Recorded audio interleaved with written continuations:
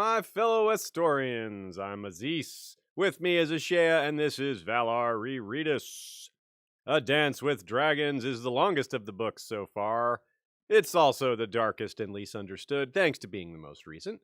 It's the culmination, also, so far, of George's style, honed over the course of the prior books and the rest of his long career. It has the extended length of A Storm of Swords, the expanded pacing of A Feast for Crows. It brings POVs together like a Clash of Kings and has the setup of a Game of Thrones. If you're watching live, you can feel free to ask live questions. You can also send questions and comments ahead of time by joining us on one of our social media outlets, Facebook, Flick, Discord, or Slack. Yes, it is the final week of regular Dance with Dragons chapters. It's a pretty big milestone. We're going to have finished all the regular chapters in all the main 5 books to date. And, well, that's pretty cool. We started not long after the conclusion of Season 8. Our first book was pre the COVID era, and there were a couple of breaks in there, some trips and traveling. Ever since early in A Storm of Swords, I guess, we've had a pretty straight run through. And, well, like I've said more recently, we'll be getting into the other material, the Winds of Winter pre-release chapters. We're recording our own versions of those to have audio versions. The community is participating. We're getting lots of different guest voices. If you want to get involved in that, it's not too late. We're still fairly early in the process. Yeah, on that note, the next chapter after Victarion that we need voices for is Mercy. So if you think you have a good, voice for the Mercy chapter, we extra need Raph. That's a hard one to cast.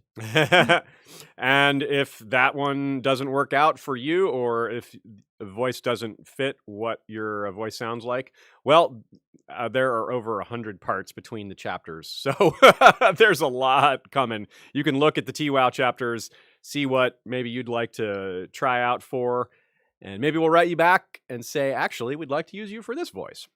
A lot of people have, it's gone that way so far, and we expect to continue that way. It's going to be a lot of fun, and either you can get involved or wait for the chapters to drop and listen to them and enjoy them. So either way, we're glad to be participating in this project. We're going to have fun with that, and we can't wait to drop those for you. As far as this week's chapters, the last 3, it's The Queen's Hand, Return of the Harpy, a.k.a. a catapulting of corpses. Daenerys 10 returned to the Daenerys 10 returned to God damn it. You please read this. I was super distracted during this. Yeah. Daenerys 10 returned to the Dothraki Sea, aka Very Bad Dreams. Epilogue, Return of the Spider, aka the one that manages to talk about every single plot line. Marley sends a super chat, says a huge thank you to you and our Queen Ashea for this fabulous series, just to show my appreciation and support. Love to the kiddies. Thank you, Mara. That's very appreciated. You've been with us since well before Valar Rereadis, so it's been awesome having you and everyone else who's been along for the whole journey. If you listen to every episode of Valar Rereadis, pat yourself on the back. That's a pretty big commitment. It's a lot of episodes. During the wrap-up episode next week, I'm going to get a couple of stats together about how long things were, some totals, some facts and figures like that. Should be fun. A little trivia. It'll be fun for the end there. Mostly we'll be, of course, discussing the series, but I like those stats and things like that to hang out with and to mess with and play with. I'm a numbers nerd like that. Speaking of, we finished the book with these 3 chapters. They are long chapters. Combined, they are longer than the 4 chapters of week 16. This is the 4th 3-chapter week we've done for A Dance with Dragons, but it's the longest set of 3 of those 4. That doesn't mean it'll be the longest episode, but we'll see how it goes. I'm guessing it probably will be longer than the other 3-chapter episodes. Last week, 3 of the 4 chapters were in Slaver's Bay, and in general, Meereen and the nearby plot lines, meaning the characters on their way to Meereen, like Victarion, and prior to that, Tyrion. In general, they've been featured more than Westeros at the end here. Today, it's 2 out of 3. Dany's is chapter 72. Her last chapter was chapter 53. Even without her, even without Daenerys, during the 20-chapter span before hers, in between her last 2, There were 4 Barristan chapters, 2 Quentyn chapters, so 6 Meereen, inside Meereen, 2 Tyrion chapters, which are just outside the walls of Meereen, and 2 Victarion chapters, which are, in Slaver's Bay. So that's 10 of the last 18 were Slaver's Bay. And one of those others was Arya, so it wasn't Westeros either. And 12 of the last 21 if you add in today. So that's a real big focus on Slaver's Bay. I guess that it probably will taper off early in the Winds of Winter. But that's part of what I'm referring to when I say these POVs are coming together. Meereen perhaps is the biggest of all of those, but not the only. And that's part of what makes the epilogue so important today, and probably why George packs information on so many different non-Essos-based plot lines into that one chapter. Of course, Essos does come up, but mostly it's about stuff happening on the Westeros side to remind us of how much we have temporarily set aside, but are excited to get back to. We've had a bit with Jaime, Cersei twice, and now Kevin. So it's been a very Lannister look at things on the Westerosi side. But of course, most of this book has been away from places like King's Landing, places that we're really familiar with, that we spent a lot of the previous 4 books at. So the Wall today, or rather in general, has come up a lot. And today it comes up a lot. Kevin thinks about how cold it must be up there, given that there's snow in King's Landing, making the Red Keep white.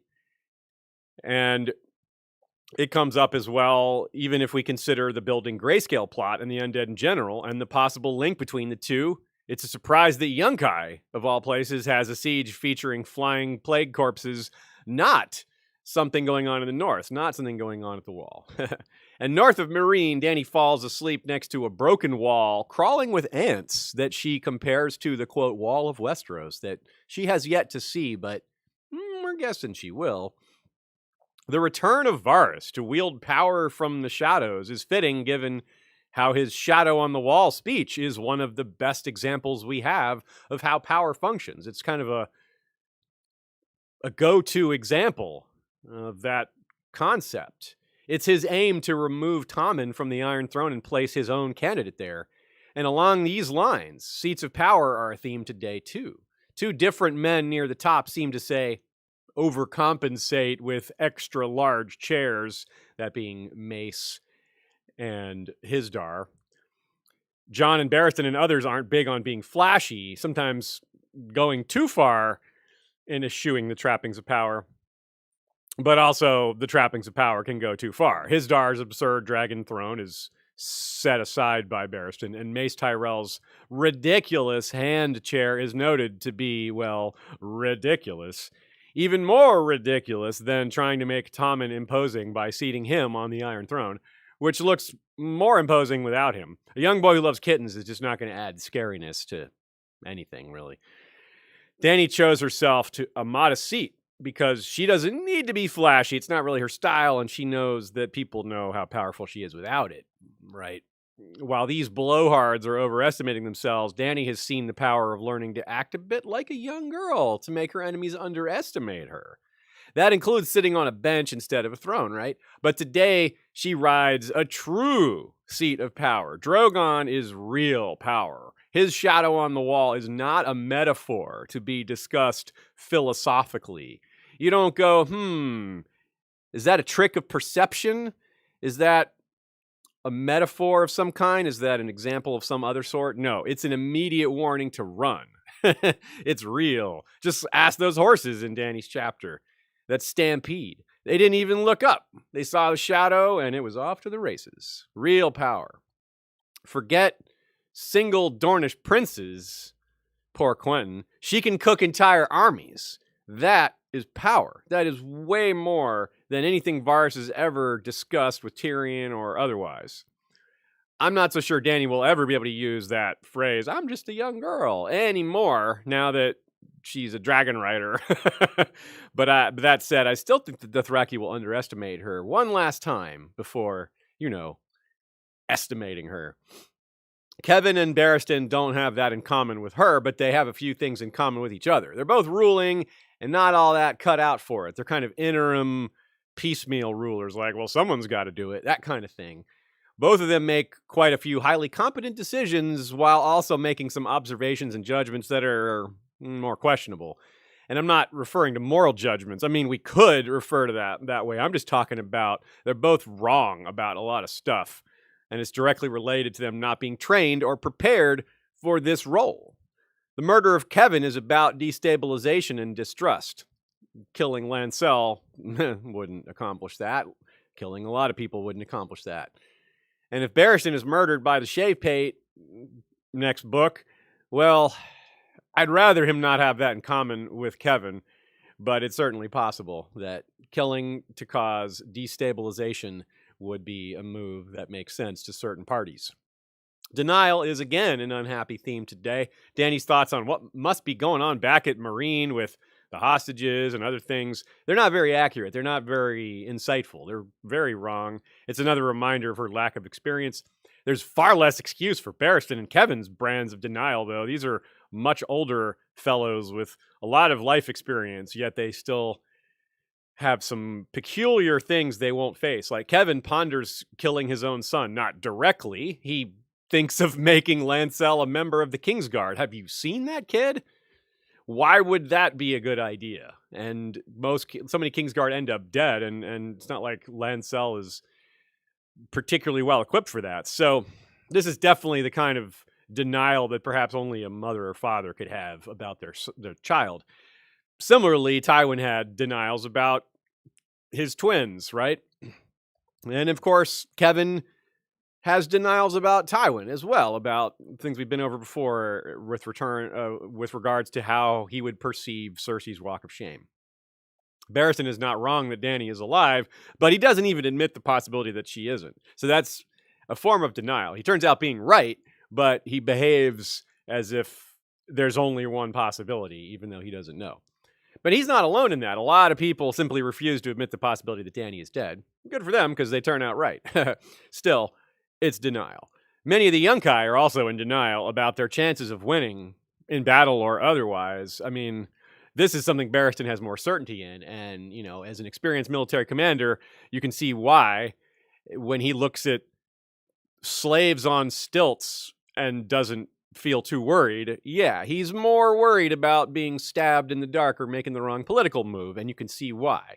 Slaves on stilts, thinking he can beat that's not unearned confidence. That's reasonable. There is certainly some reckoning with ghosts today. Mostly the recent dead. Barristan's memories often bring up names from the past that we have a great interest in, but today it's the recently dead Quentyn whose shade is on his mind most of all, and even more so for Garrus and Archibald.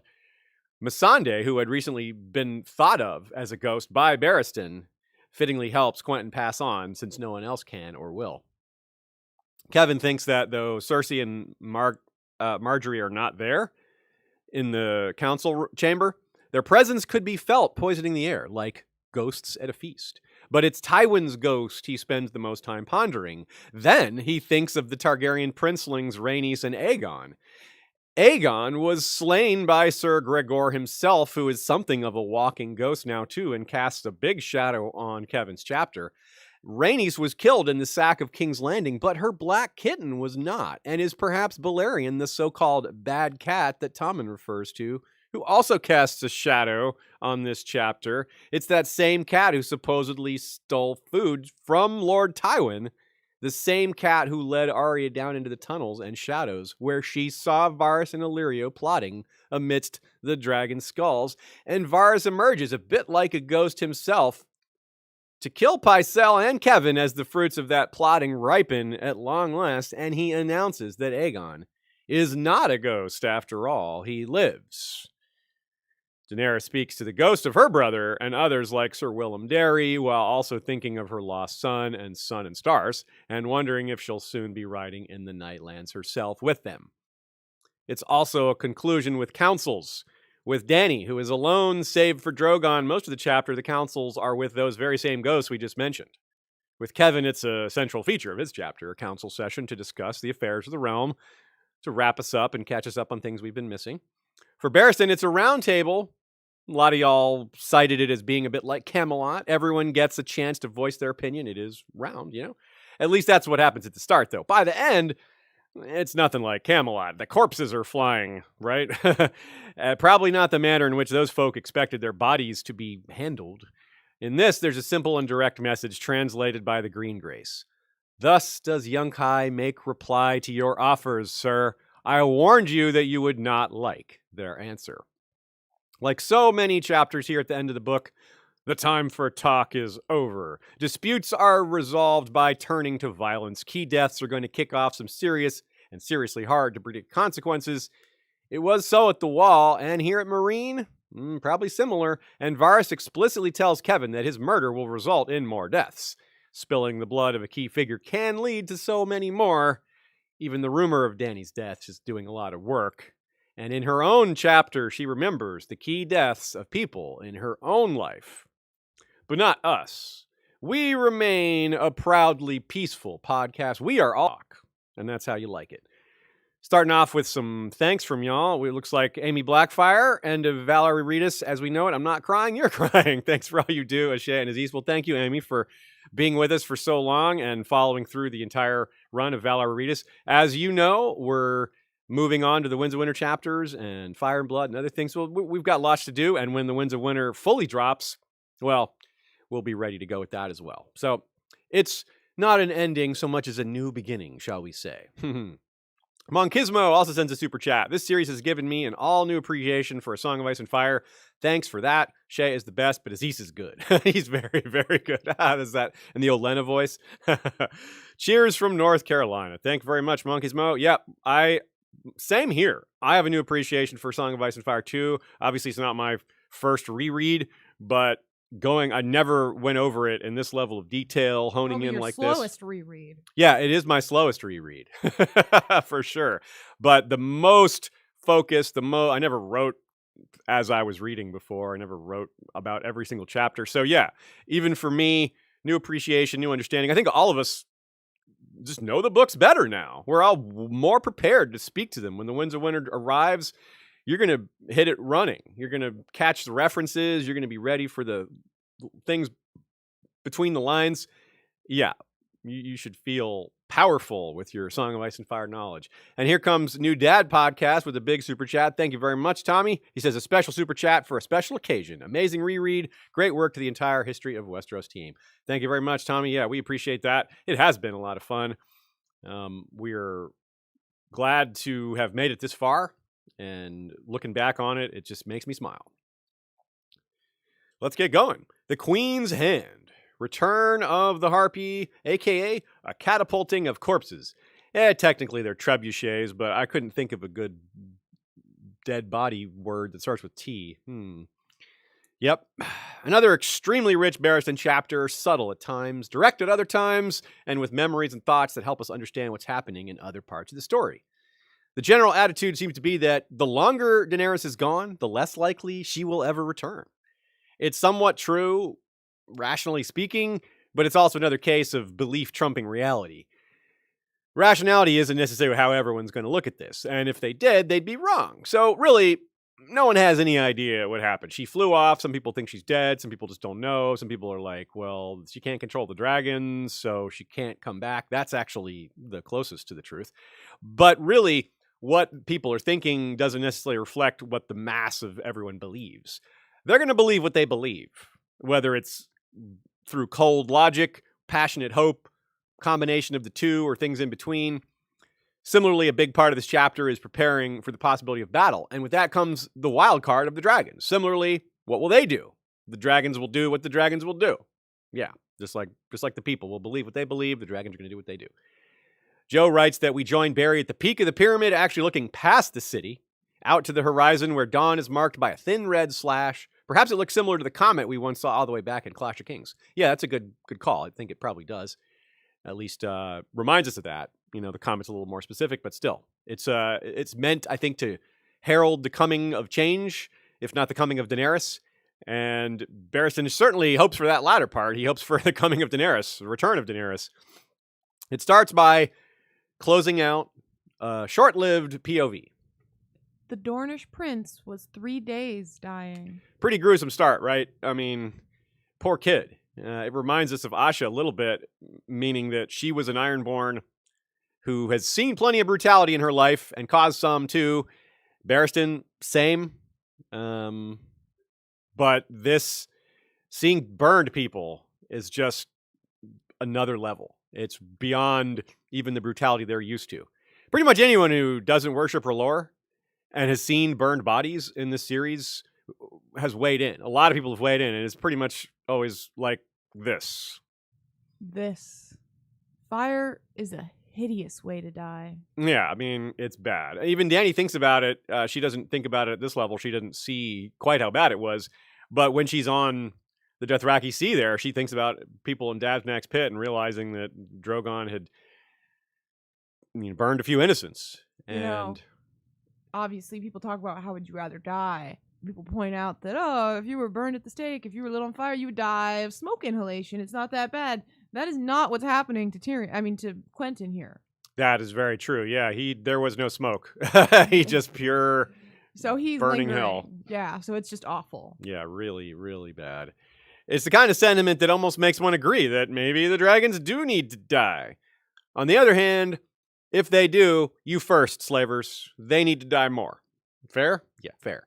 As end of the book chapters tend to do, this one sets up future plot lines. Obviously, the corpses are flying about are one example, but Barristan takes notice of several characters, and we should remember that while he's very competent, his inexperience with intrigue can throw his judgment off on certain characters. Let's do a quick rundown. He weighs in on Strong Belwas, who he likes, and there's this great quote here. They made Strong Belwas sick. Someone must die. Someone will. Many someones, like as not. Yeah, Barristan's not wrong about that, and yeah, I hope Strong Belwas gets a shot at revenge or something. It's kind of lighthearted, but it's also an accurate prediction. Not even really foreshadowing. It's just straight up, yeah, that's going to happen. Many someones are going to die, no doubt. He likes Archibald. He turns out smarter than he thought. He doesn't like Garrus, which we've talked about this before a little bit. Some of you suggested maybe it's because Garrus is handsome. He doesn't like Jaime for maybe similar reasons. He doesn't like flashy people. But some of that might be a little unfair. Garrus seems okay to most of y'all and to me as well. He thinks highly of the Green Grace. There's this quote, an aura of wisdom and dignity seemed to surround her that Sir Barristan could not help but admire. This is a strong woman, and she has been a faithful friend to Daenerys. Okay, now that is probably a red flag. Like, no one is that trustworthy, let alone her, who's probably the opposite of trustworthy. How can he be so trusting? Yeah, like, is it this chivalry? Is he just is he taught to just if you're old and a woman, revere the 80-year-old woman, just always, and hate on the young handsome man? Yeah, so it's kind of that's a good thing to compare it to. Yeah, hating on Garrus. Yeah, it might be just who they are without judging what they've done. Just like a knee-jerk reaction based on initial impressions and appearances. That's a good way. That's actually a really good contrast. But it doesn't really make sense. Nina writes, it's a little ironic that Skahaz mocks Barristan as hand by calling him an old woman's hand, wrinkled and feeble. But that's probably the Green Grace's old woman's hand is quite possibly guiding the Sons of the Harpy.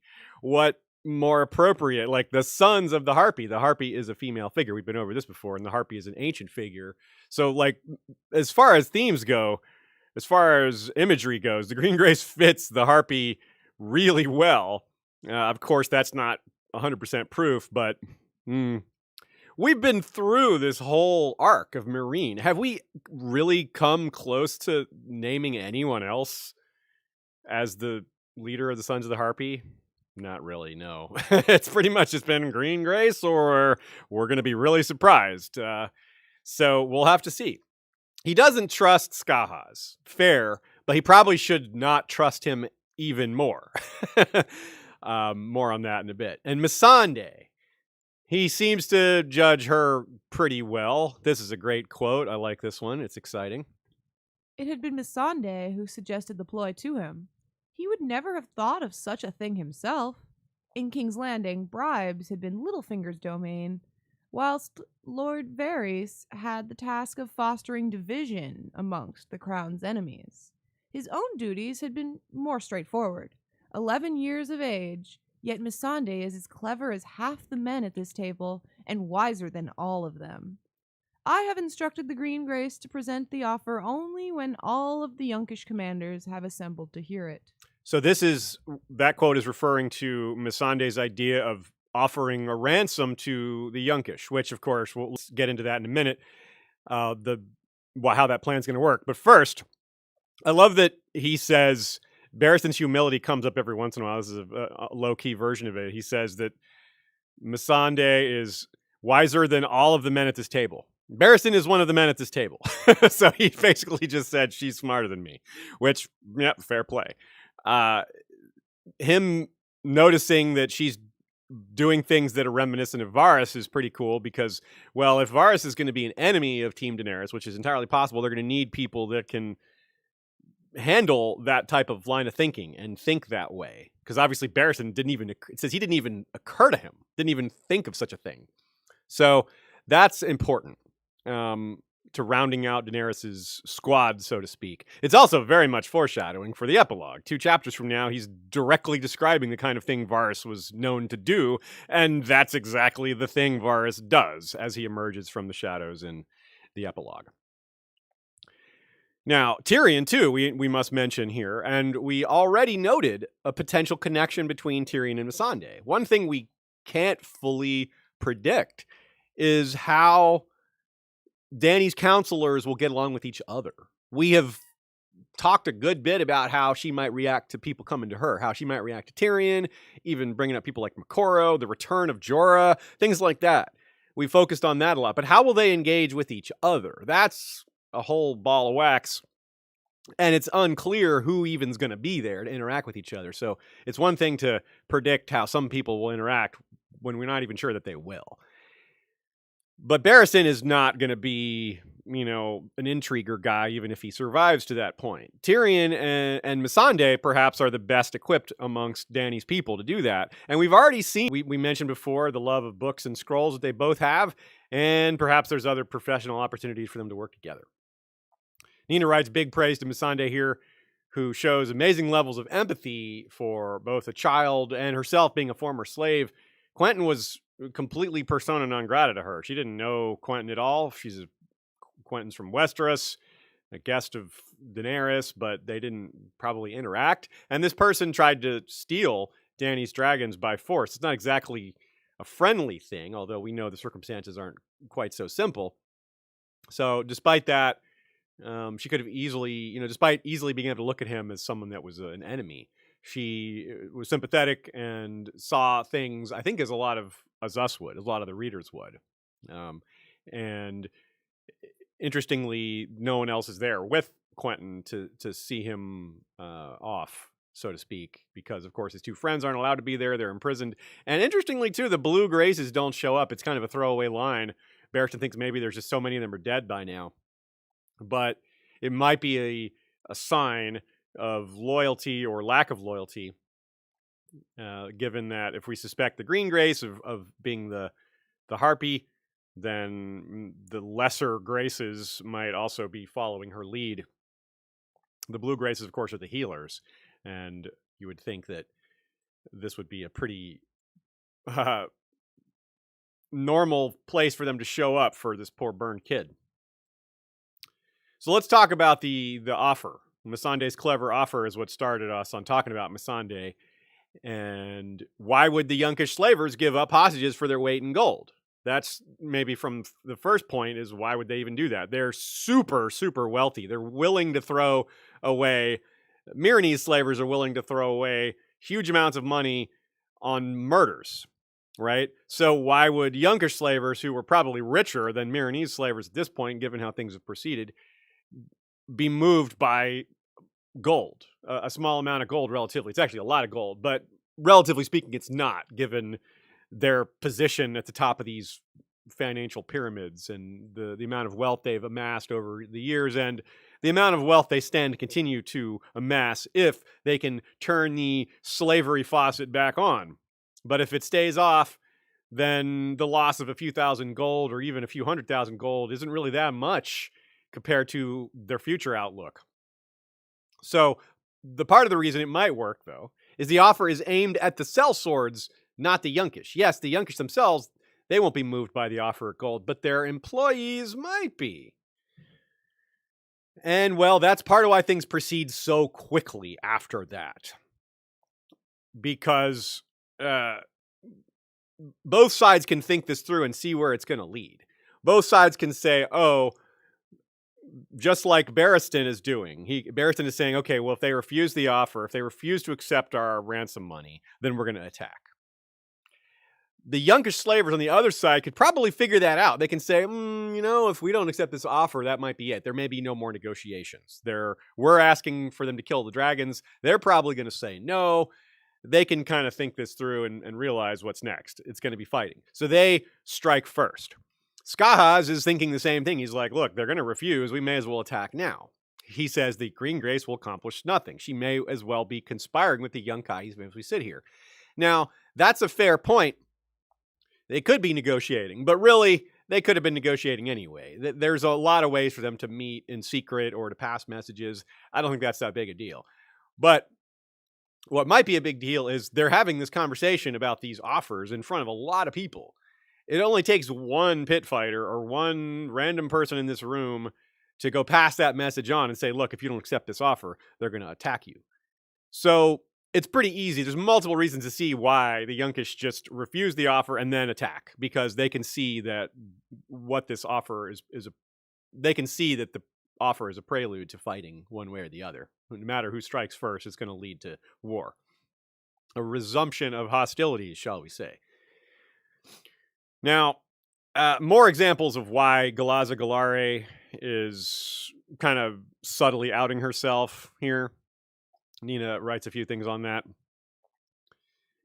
She talks about the fragility of the peace, but she makes all these exaggerated points that are kind of easy to call out. It's not really that subtle. She talks about the Pale Mare and how it's causing all this trouble, but the Pale Mare isn't really... The dragons don't have anything to do with that. Daenerys doesn't have anything to do with that. The Pale Mare came and is going to do its damage. This hostage situation isn't really related. Not at all, really. That's kind of she's conflating two things that don't really have that much to do with each other. She says the dragons haunt the skies, feasting on the flesh of children. Barristan legitimately thinks that hasn't happened. Ever since Hosea, Drogon killed Hosea, and then since then the dragons got loose. They've only killed the slavers who tried to stop them from taking their pyramids. Mostly they've gone to eat the free sheep that Barristan has set up in Daznak's pit. So... yeah, it's kind of like, as an aside, your Daznak's pit's kind of like the new Dragon Pit, except they're allowed to come and go as they please. Unlike the original Dragon Pit, they were locked in there. And speaking of those pyramids, she says that the Green Grace says that these masters of these pyramids are now homeless beggars. Oh, come on. They are not. They're slavers. The dragons didn't take all their money. This isn't some dragon horde situation. Nah, they can still go into their pyramid. He's not like hanging out on the lower levels. So she's exaggerating all over the place here. And Barristan doesn't call her out on it, but I guess he continues to think of her as one of Daenerys' great friends. But he does come close to thinking of some maybe truce here. He's like, well, how does Hizdar stop the violence if he's not in control of it? It's a fair point, but he's just not connecting the dots. It's like, well, maybe because she's doing it. maybe he is just a figurehead, like we've been saying all along. And look how coordinated it was, right? As soon as they're locked up, within 3 days, you have 30 murders. And, well, it's very professionally done. It's not piecemeal. It's not like a couple of different factions are upset that Hizdar has been thrown in jail, so they're all striking individually. No, it's very highly coordinated.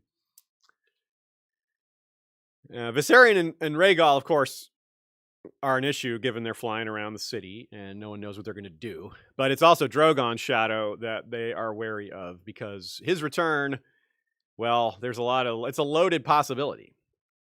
Should Drogon return to Meereen without Daenerys mounted on his back, the city would erupt in blood and flame. Of that, Ser Barristan had no doubt.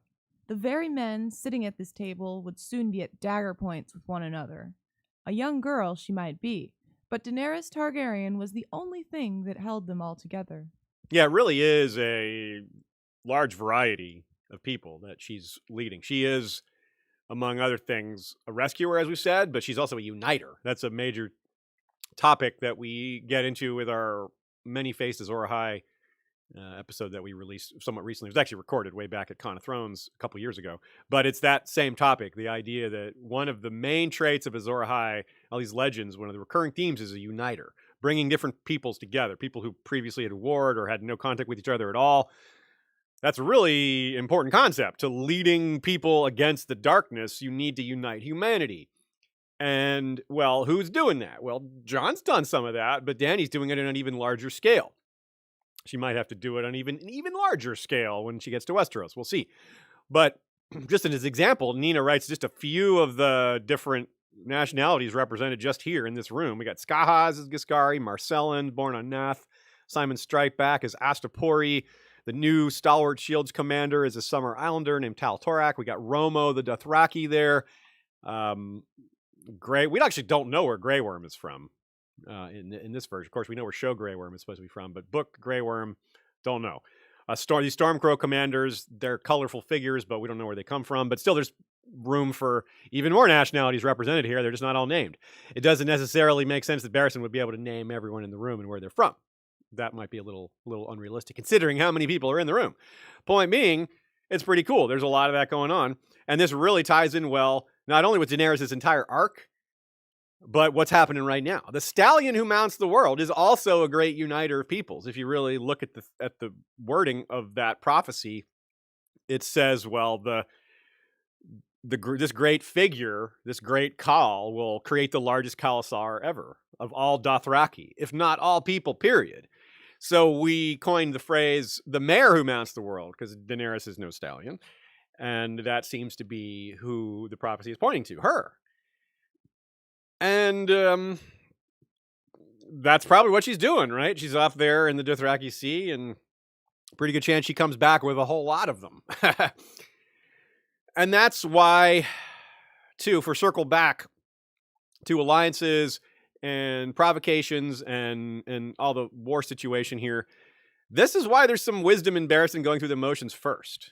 The disparate alliance that he thinks of as fragile actually works a lot better if they are attacked. And that's because they're united by a common enemy. If Yunkai starts hurling corpses at them and attacks the city, all of a sudden, all their little petty bickering becomes, oh, hold off on the bickering. We've got bigger problems. So by allowing Yunkai to attack first, even though that wasn't necessarily Barristan's plan, it worked out really well because they are forced to unite against that foe. And of course, again, they may have done that because of Missandei's plan. This may have been something Missandei even realized. If Missandei might be this clever that she saw all of this, all these moves ahead. She's like, okay, they're going to refuse. They're going to attack. That's going to get all these arguing people to unite. I would not put that past her. I mean, that is the kind of thing that maybe Tyrion or Varys or Littlefinger could realize. Other these like smooth intrigue types, and Missandei may be in their level. We'll see. And finally, from Skahaz's perspective, finally he's like, okay, really? You're gonna do what now? Is this great quote where Barristan murmurs blood and fire, and it's almost like Skahaz's like, what's that? Speak up? Quote. You would break King Hisdar's peace, old man? I would shatter it. Once, long ago, a prince had named him Barristan the Bold. A part of that boy was in him still. Yeah, so finally maybe Skahaz is like, at last, this guy is showing the truth of his nickname. Maybe he's not such an old wrinkly hand after all. Maybe it's not as soon as Skahaz wanted, but at least he's like, okay, fine, we're going to fight. That's exactly what he wanted. And it's also important to notice that, yeah, why hasn't Skahaz made his move sooner? What is keeping him in check? Well, there's still the possibility that Daenerys will return. He's definitely on team Dany might be alive. Also, the Unsullied. The Unsullied are hugely powerful. They're by far the most powerful army in the vicinity, and they are pretty much loyal to Barristan at this point. You know, he could screw that up somehow. He probably won't, but right now they're mostly following his lead because he's following Daenerys' lead. And Skahaz knows that too. They're too much to reckon with. So whatever Skahaz is planning, he needs to make sure he's aware of the Unsullied. And that's why a lot of predictions for Skahaz's next step involve waiting for the Unsullied to be deployed. Once they're outside the city, then maybe he can make his moves. There's still some problems with that. For example, does he really think that he can keep the city after that? Does he really think that the Unsullied can be kept out if he does that? I'm not sure he's actually that audacious, and audacious might not be the right word, because I think that's foolish. I don't think he could keep Meereen. If he thinks he can lock the Unsullied out by waiting for them to leave and then closing the doors and having his brazen beast man the walls and all that, I don't think that would work. I think it would cause a lot of death, but I think he knows he would lose that if it came to it. So I'm not sure that's what he's thinking. That doesn't necessarily mean he won't make a play. It just means that he might wait for the Unsullied to be gone so they can't stop him. I don't think he wants to make an enemy of them, though. That's a part of this, a permutation of this theory that I'm not 100% sold on, because I think he still wants to. I think he wants to stay alive, and I think making an enemy of the Unsullied might go against that. But I bet I could be wrong. Anyway, another interesting point here. Cameron of the Count, one of the famous pit fighters, he floats this idea to have the pit fighters steal a ship and then go down the river and then attack the Yunkish from behind. That's pretty much going to happen. It just won't be the pit fighters doing it. It's going to be Victarion. His Ironborn are going to show up and pretty much do just that. So, obviously they weren't part of this planning session, but they're playing their role as if they were. How nice of them. Speaking of a variety of cultures, Barristan thinks back to his own. And when he's off to go talk to the Dornish, he has this moment where he thinks the hard part he'd left in Dornish hands. His grandfather would have been aghast, which is like, remember the prejudice of the Dornish marches against the Dornish. So Selmy's grandfather, probably a proud, typical, meaning martial, warlike man of the marches, grew up hating the Dornish. And look at his grandson now working with them. He's like, Grandpa Selmy would say something like, "You have just cause to execute these Dornish, and instead you're going to work with them? What are you doing?" So when we think about all the ghosts present in these chapters, remember to think of Grandpa Selmy and his racism. Compared to other white knights that have been named Hand, those are some other ghosts that are very much present here. He doesn't think of them by name, but hey, you got us. We looked them up. We know who they are. There's only 3. Ryam Redwine, Criston Cole, and Marston Waters. And Barristan's story has echoes of all 3, quite possibly. Good take from Nina on this to summarize it quite well. Small wonder Barristan worries about serving as Daenerys' hand. The 3 Kingsguard we've heard of serve as hand. Ryam, Criston, and Marston are hardly the best examples of hands in Westerosi history. Barristan shares similarities to all 3. Like Ryam, Barristan is a long-serving member of the Kingsguard and a legend in his own time. Ryam was also like the guy of his era. Just the top knight. Prowess, chivalry, all that. 40 years serving. So also he had that longevity. And then he became late in life a hand and sucked at it. We don't know why. We don't know the details of him sucking at it. Even though Fire and Blood crosses over that period, it doesn't really get into details. He just wasn't good at it. We don't know precisely what he did wrong.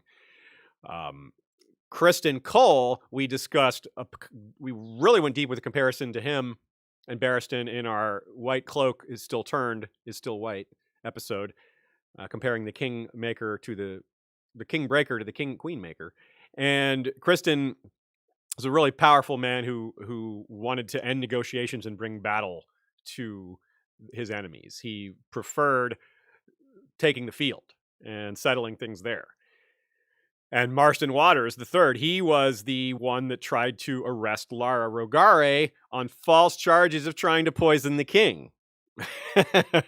Does that sound familiar? Barristan quite possibly tried to arrest Hisdar on false charges of trying to poison the queen. Now, he doesn't know they're false charges. Quite possibly Marston Waters didn't either.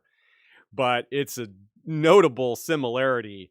And it again shows you that George loves to foreshadow A Song of Ice and Fire using his historical texts, and that's a great example of that. He's not simple with it, though. These 3 different characters reflecting one is something we've seen before. That's hard to look for, but when you find it, it kind of stands out. Also, interestingly, competent, not competent, but interesting comparison to Tywin of all people, who was known for letting everyone speak at council. And that's something Barristan does here too. Now, Tyrion has a cynical view of that. He's like, yeah, well, what really happens is he lets everyone talk so they can feel listened to, but the actual council session is a sham. He's already decided what to do. He just wants them to feel listened to because it's better for morale, but he doesn't actually listen to them. Barristan is actually listening, I think. But also we see the downside of this round table scenario is that it takes a while. It's slow. It's a slow process. John noted the same thing about the free folk way of doing things, about how everyone gets the voice at council and how it can be darn slow. But there's additional fairness to that. There's definitely good sides to that. So talking about the windblown for a second, we don't know what they were. It's mentioned or what their deal was. Were they just trying to let the dragons out? Did they actually accomplish their goal? Did they not care about capturing one? Or were they planning on capturing a dragon and just not letting Quentyn take it and keeping it for themselves? Like capture a dragon and ransom it back to Daenerys in exchange for Pentos. Maybe that was their plan. There's a lot of possibilities. There's probably possibilities we haven't considered. Point being, a lot of people, even in the story, are wondering about it. And it's a good segue to talking about this next part. Garrus gets upset. He vents when Barristan comes to talk to them. And there's some good back and forth. Quentyn is a difficult topic for them to discuss. They were really close to him, so they have raw emotions about the whole thing, and his death wasn't that long ago. And Garrus also probably has that I was right all along feeling going on. He was telling Quentyn this is a bad idea, But Barristan's like, don't go too far with your language. Don't insult Daenerys. It's not her fault. We're all serving the people we're sworn to here. And Garrus points out, he's like, look, we had to do this. He was our prince. We're sworn. We told him not to, but once he decided to do it, we're his sworn men. We really didn't have a choice. To Barristan, that's a good argument, because Barristan's like, yeah, I too have followed the orders of crappy people in my life, or followed bad orders. He doesn't think of Quentyn as crappy, but he thinks of people who gave far more awful orders, although maybe less suicidal. So it could be a problem here, this whole issue of the windblown and Pentos, right? Barristan may have overpromised. We really wonder the deal here, because Dany did not want to do that, and it seems like almost an outlier for Barristan's methods here. He wants to do what Dany wants, and he has a hard choice here. Either he lets the hostages die, which Dany doesn't want, or he gives Pentos away, which Dany doesn't want. So he's kind of he doesn't really have a correct choice in his mind. Either way, he's going to do something that she doesn't want. But also, Garrus's anger is really important. Garrus's anger is foreshadowing not his behavior, but perhaps the reaction of Dorne as a whole. They're not going to get the whole story. They're not going to get the true version.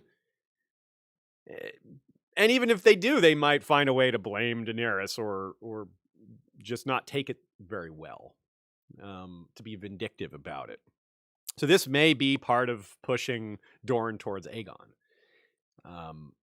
In fact, I have a bad feeling about Garrus and Archibald making it back to Dorne. I have a feeling they won't, because if they do, then they will tell the real story. And that might put Dorne's anger to rest, or at least Doran Martell's, if he's still alive by that point. But maybe the cat will be out of the bag. Maybe the flames will be already burning, and it'll be too late to say, hey, wait, Dany didn't hurt Quentyn. She wasn't even there. It's not her fault. But that might be the impression that a lot of people have, and once that impression is out there, it might be too late to change it. So that might be Garrus's anger to sum that up, Garrus's anger might be a summary of how the rest of Dorne is going to take it, and even as fair or not, it might go that way.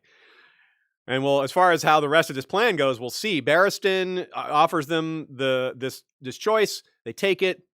And then we know from the Winds of Winter's chapter that the Windblown do turn on the slavers. We don't know if the hostages were rescued successfully or not. I suspect they probably were, but we'll see. After all that, Barristan returns to the top of the pyramid. It's been kind of a full circle day. The child cupbearers are still there. It's kind of a little reminder of who he's there to protect and who are there such an issue. They're the hostages too. They're cupbearers, but they're also hostages. And then he sees a different kind of child when he sees Viserion, different kid, right? So dragons and children, not necessarily a pairing that works that way, but in this case, they are kind of paired. They're all Dany's children. And Nina wonders if this isn't even more foreshadowing of their death. They're playing this game that seems like spin the bottle. Because when Barristan thinks about it, he's like, yeah, I played that game too. It involved kissing. You spin something, and when it points at someone, whatever happens. But I mean, these are like 12-year-olds. So it's probably not too serious like that. But they're spinning a dagger, not a bottle. And it's kind of like, that's kind of ominous, isn't it? So maybe it's not meant that way, but this could be a bad sign that the daggers pointing at these different kids is an indication that they're not going to live very long. It also kind of reminds me of the final scene in the epilogue where there's a bunch of kids with daggers. But those are child slaves, and these are noble-born kids. A little different, but still they're all kids, right? And as the lesson of the Water Gardens is that they're all just children. And Skahaz is wearing a wolf's mask now, which is another piece of symbolism. There's a lot of work done with the masks and what the symbols behind the animals mean given the particular scene. So a wolf in a throne room. Oh, that's a band name, by the way. Wolves in the Throne Room. That's kind of a reference to someone who's a danger to the power structures in place here. Skahaz has his own agenda, and he might be, based on our previous conversations about what he might do given a chance, about his recurring violence towards the children, his need to kill them, his need to make that move. It's kind of like an Hour of the Wolf with that wolf mask. Lord Cregan Stark, he was the man presiding over the Hour of the Wolf and many executions. That was, he came in and ordered a lot of people killed. A lot of them actually ended up going to the wall instead, but same difference. Big, powerful guy comes in, doesn't really listen to other people, kind of talks over a lot of people, says, no, you guys are soft. You don't understand. These guys are going to kill us. It's kill or be killed. This isn't negotiation time. You guys are, it's similar kind of attitude, like aggressive, talking about how aggressive the enemies are and thinking everybody else is taking them too lightly. So yeah, some good similarities there. We'll have to see about that. It could be an important piece of symbolism. Barristan thinks about rain and how that is merciful. He's like, finally putting out the dragon's fires. But Nina suggests it's symbolic in the opposite way. The dragons are the way to get rid of slavery. That's their purpose, potentially. We're going to speak more on that in Daenerys 10 in the next chapter, because there's a lot of that same symbolism present, where the dragon's behavior really tells a lot about both Dany's future and about how she can handle the situation and how she's gotten herself immersed in politics when she really should just be a dragon. Especially when it's slavers, right? It's one thing to just burn innocents, but these are slavers. Just kill them, right? I mean, it's weird to hear myself say that. But yeah, I think that's what's being suggested here. I think that's the foreshadowing behind these dragons. The dragons destroying slaver pyramids on their own. Drogon refuses to go back to Meereen.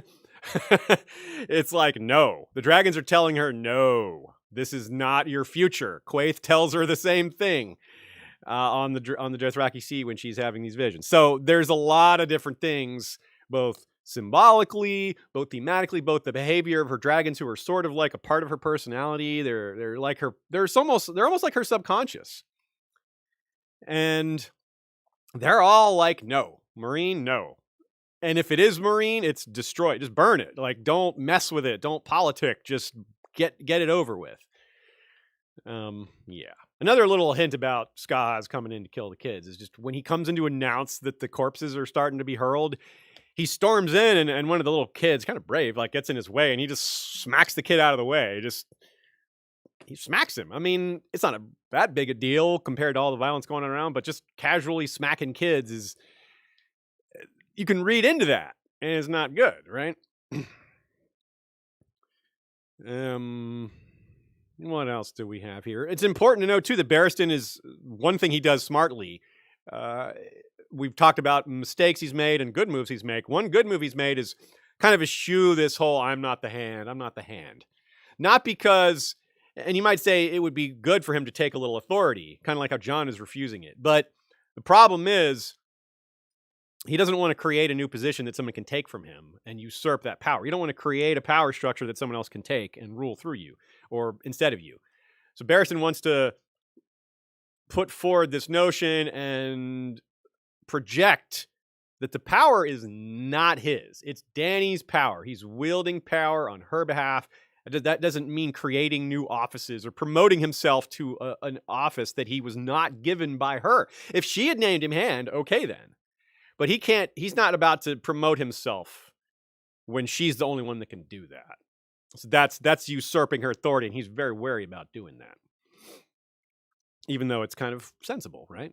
It would make sense. But these power games, there's a lot of nuance there, right? Like it's really interesting. Even someone like Barristan, who's not an expert in these things, still has a lot of insight that other people who are kind of expert might not even pick up on. Super chat from Glenn Thrasher says, thank you. Appreciate that, Mr. Glenn. Maester Glenn there. There's a similar line here. Let her dragons die as well, is what the Green Grace says. Hearing the Green Grace also say the dragon should die is pretty rough, but it's kind of similar to Selyse saying, let them die. It's better if they're dead. You can't save them. It costs more lives to save them than otherwise. It's a similar argument. And that's a reminder, too, how much this chapter has in common with The Wall. There's a ton of factions, a lot of hostility, so much going on that it's impossible to think through all the possible ways that it could go. And, well, that's part of what makes it also interesting. Part of what makes it discussable from so many different angles is you can't figure it all out. Stefan B. Noticed a couple of language takes here, little sneaky moves by George, perhaps. Missandei, a pun to Barristan, says, if this one may be so bold. No, it's he's the bold one. Wait, so super bold, maybe. And there's this line that their tongues moved like worms, referring to dishonesty as a recurring theme of wormy lips is in that phrase as well. And wormy lips, like people like Joffrey and others, that's a somewhat of a recurring theme to people who are dishonest. But worm and tongue, this is not the first time we've seen a reference to worm tongue, as in Grima worm tongue from Lord of the Rings, which, of course, we've said before, we'll say again, George, huge fan of Lord of the Rings, loves to stick those references in. So that's probably what he was doing there. Tree Girl says, dragons don't like rain? Wait till they see snow. Yeah, Fire and Blood gives us some hint on how they handle that, and it's not great. And often, even with a deep cut, the blood came before the pain. That's a line from Barristan and about the dawn breaking. But that's pretty much what happened with Jon, right? Jon got stabbed and he didn't feel it right away. He saw the blood and there was the cold. Maybe that's what, maybe there's a little nod to that going on here. A couple of you mentioned that there has been plague bodies used as siege warfare before in the real world. Most notably, perhaps the city of Kaffa in Crimea, which was besieged by the Mongols. This is cited by some as the reason the Black Death spread throughout Europe, that siege. So, damn. I would prefer that this not have a similar impact. The Pale Mare, we don't really want that to spread like the equivalent of throughout Europe. Like, what would that mean? Throughout all the free cities, all of Western Essos or something? Yikes, right? Okay, let's go on. The next one is Daenerys 10, aka Daenerys X. Daenerys X. Return to the Dothraki Sea, aka Berry Bad Dreams. Yeah, she eats some berries, has some dreams, but really the berries aren't nearly the only reason she has these dreams. Quaithe is in this one, but I feel like before she comes on screen, she's off screen nodding, saying, "See? I told you to go forward. You must go back." That's what I've been saying. I'm not sure she would have recommended those green berries, but otherwise, yeah. Dany herself even thinks of that line, to go forward, you must go back. It's almost like she realizes Meereen was not at all what she had in mind. It didn't work out the way she wanted to. Quaithe was like, don't go to Meereen. So, fair play. They all predicted this to some degree. And being away from it all, being away from these responsibilities, it's not what she planned. It's not what she wanted to do because she wants to do right by her people. Nevertheless, removing herself from that situation is giving her a chance to refocus and look at things differently. It's a spiritual journey in a lot of ways. A vision quest is another way to put it.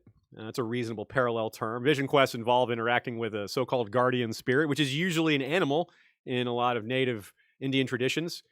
Drogon, that's Native American Indians, that is. Drogon plays that role in a much more tangible form.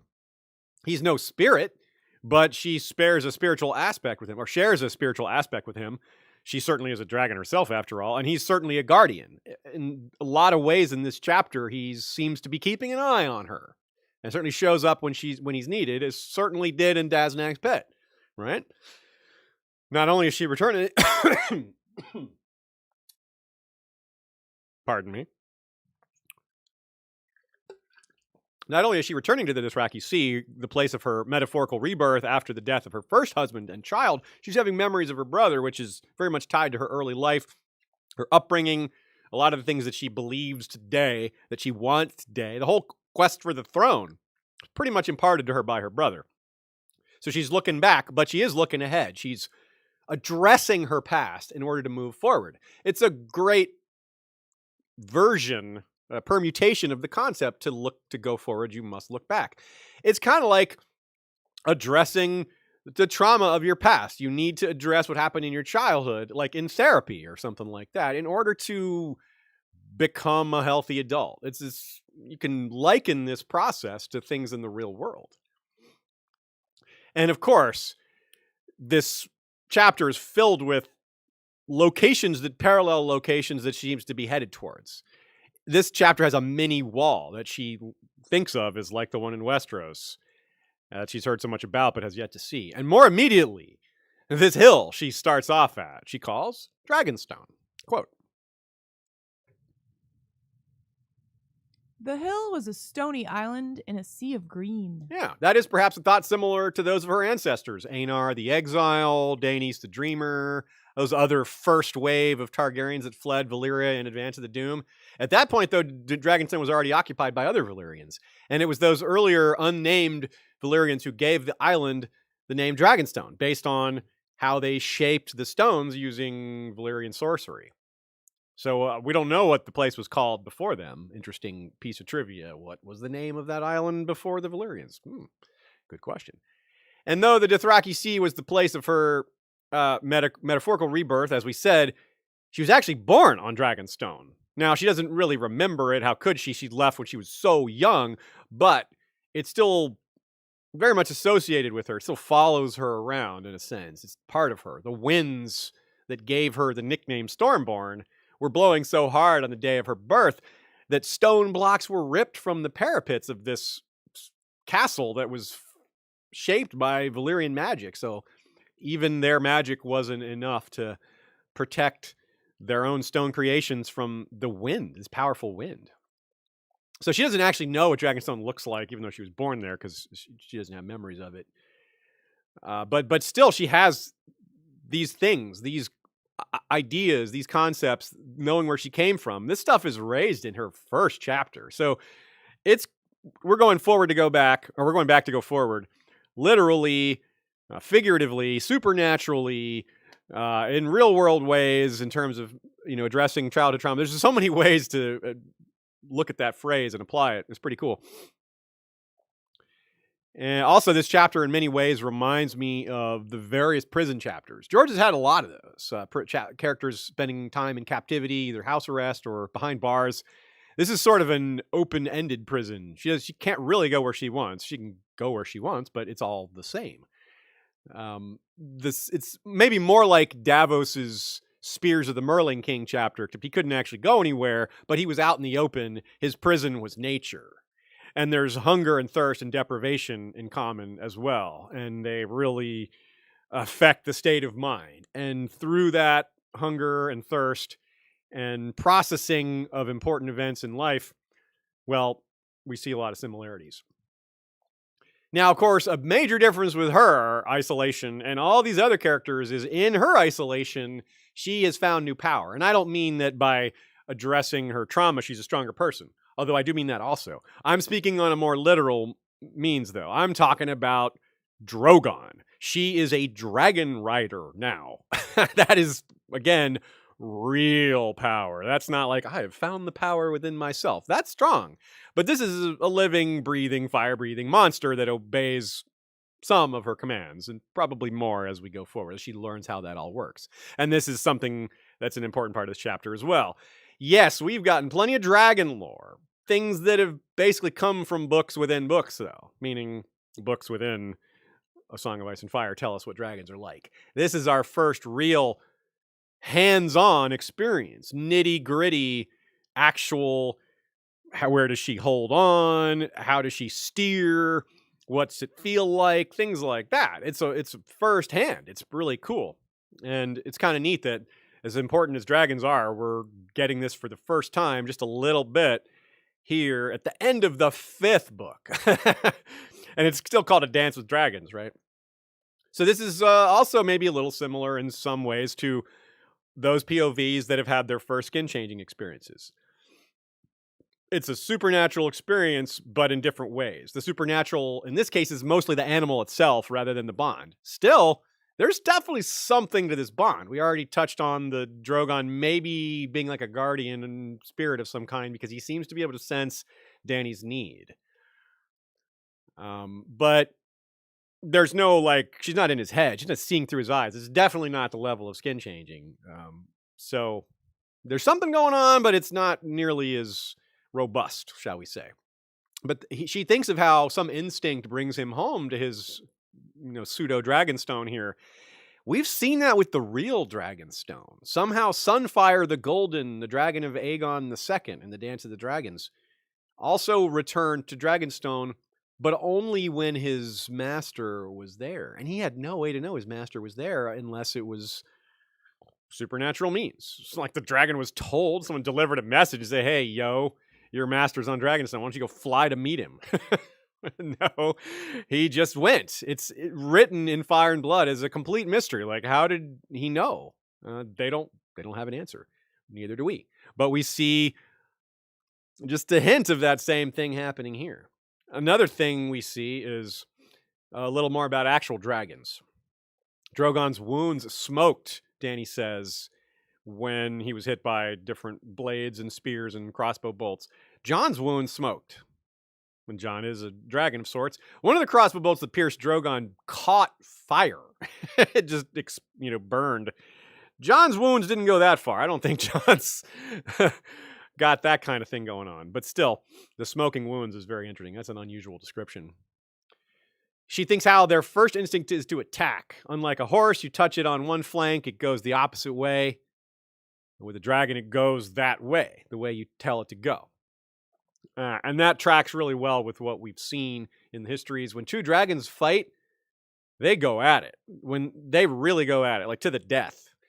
Often both of them. Running away happens, but it's rare. Flying away, whatever. Dany has run away in a sense here too, but obviously not by choice. She didn't say, I'm getting the hell out of here. She was like, I'm getting on this dragon, and then, now I'm way out here. It's not exactly what I had in mind. Her first instinct too, Dany's, is to attack. Not like draw her sword and fight, but she faces down dangers head on. She doesn't, I can't do that. Think of how she faced actual fear smoke, smoke that's designed to make you afraid. That didn't even get her. She felt it, but she stood her ground. So that's pretty strong. This is a tough person. Really tough person. She's out in nature. Nina says this is second, maybe only to Brand 3 in this naturalistic aspect of this chapter, just being in nature and there's no one else to talk to. And it really interacting with the elements and with their just your own thoughts and things like that. And also it's important to note that it's she's not a queen in this setting.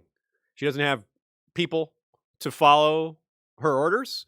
She doesn't have anyone to elevate her, to worship her, or to tell her she's great, or to wait on her, any of these things. So she's on her own in that sense too. All those huge list of titles, they're hers. She has them, but they don't mean anything in the wilderness, right? An aspect of this chapter that relates to that is Varys explaining to Kevin what makes Aegon so great. All that stuff about him growing up, learning the skills of common folk and nobles both, and survival skills and court skills. Well, we've compared their amazing quotes. We compared way back when Aegon was new. We compared Varys's quote about how he has done all these great things. He's learned to fish. He's learned to feel fear, all that. We compared that to what Dany's done, quote, with Illyria's quote. And it just doesn't stack up. Yes, Aegon is impressive, but Dany just so much more. And this is a peculiarity of her character. Despite having roughed it more than Aegon has, like she went to the Red Waste, and this is her second trek to the Dothraki Sea. He's been through some things, but nothing like this.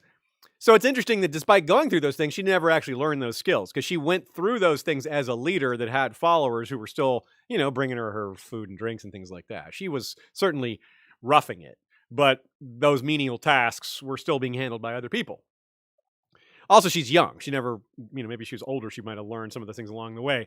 But once she births dragons, I mean, she's like a miracle worker and has dragons and people are... Then she's freeing slaves. I'll be, she's never going to have to get herself a cup of wine again. Other people are just they're so gracious and full of gratitude for things she's done. So it's not like I'm not criticizing her for not having learned how to, make a hat here, as is one of the key examples. But the fact is she doesn't know how to do it. And she doesn't truly grasp what that means. She doesn't understand all that. Now, more on this. This is a big, intense portion of our analysis here. But let's go off to the side for a minute to think about what she's perceiving and how this touches on one of the biggest themes of all, winter. When she was here the first time, the Dothraki Sea was notably different. So she's noticing every day, every single day, it gets a little different. Quote.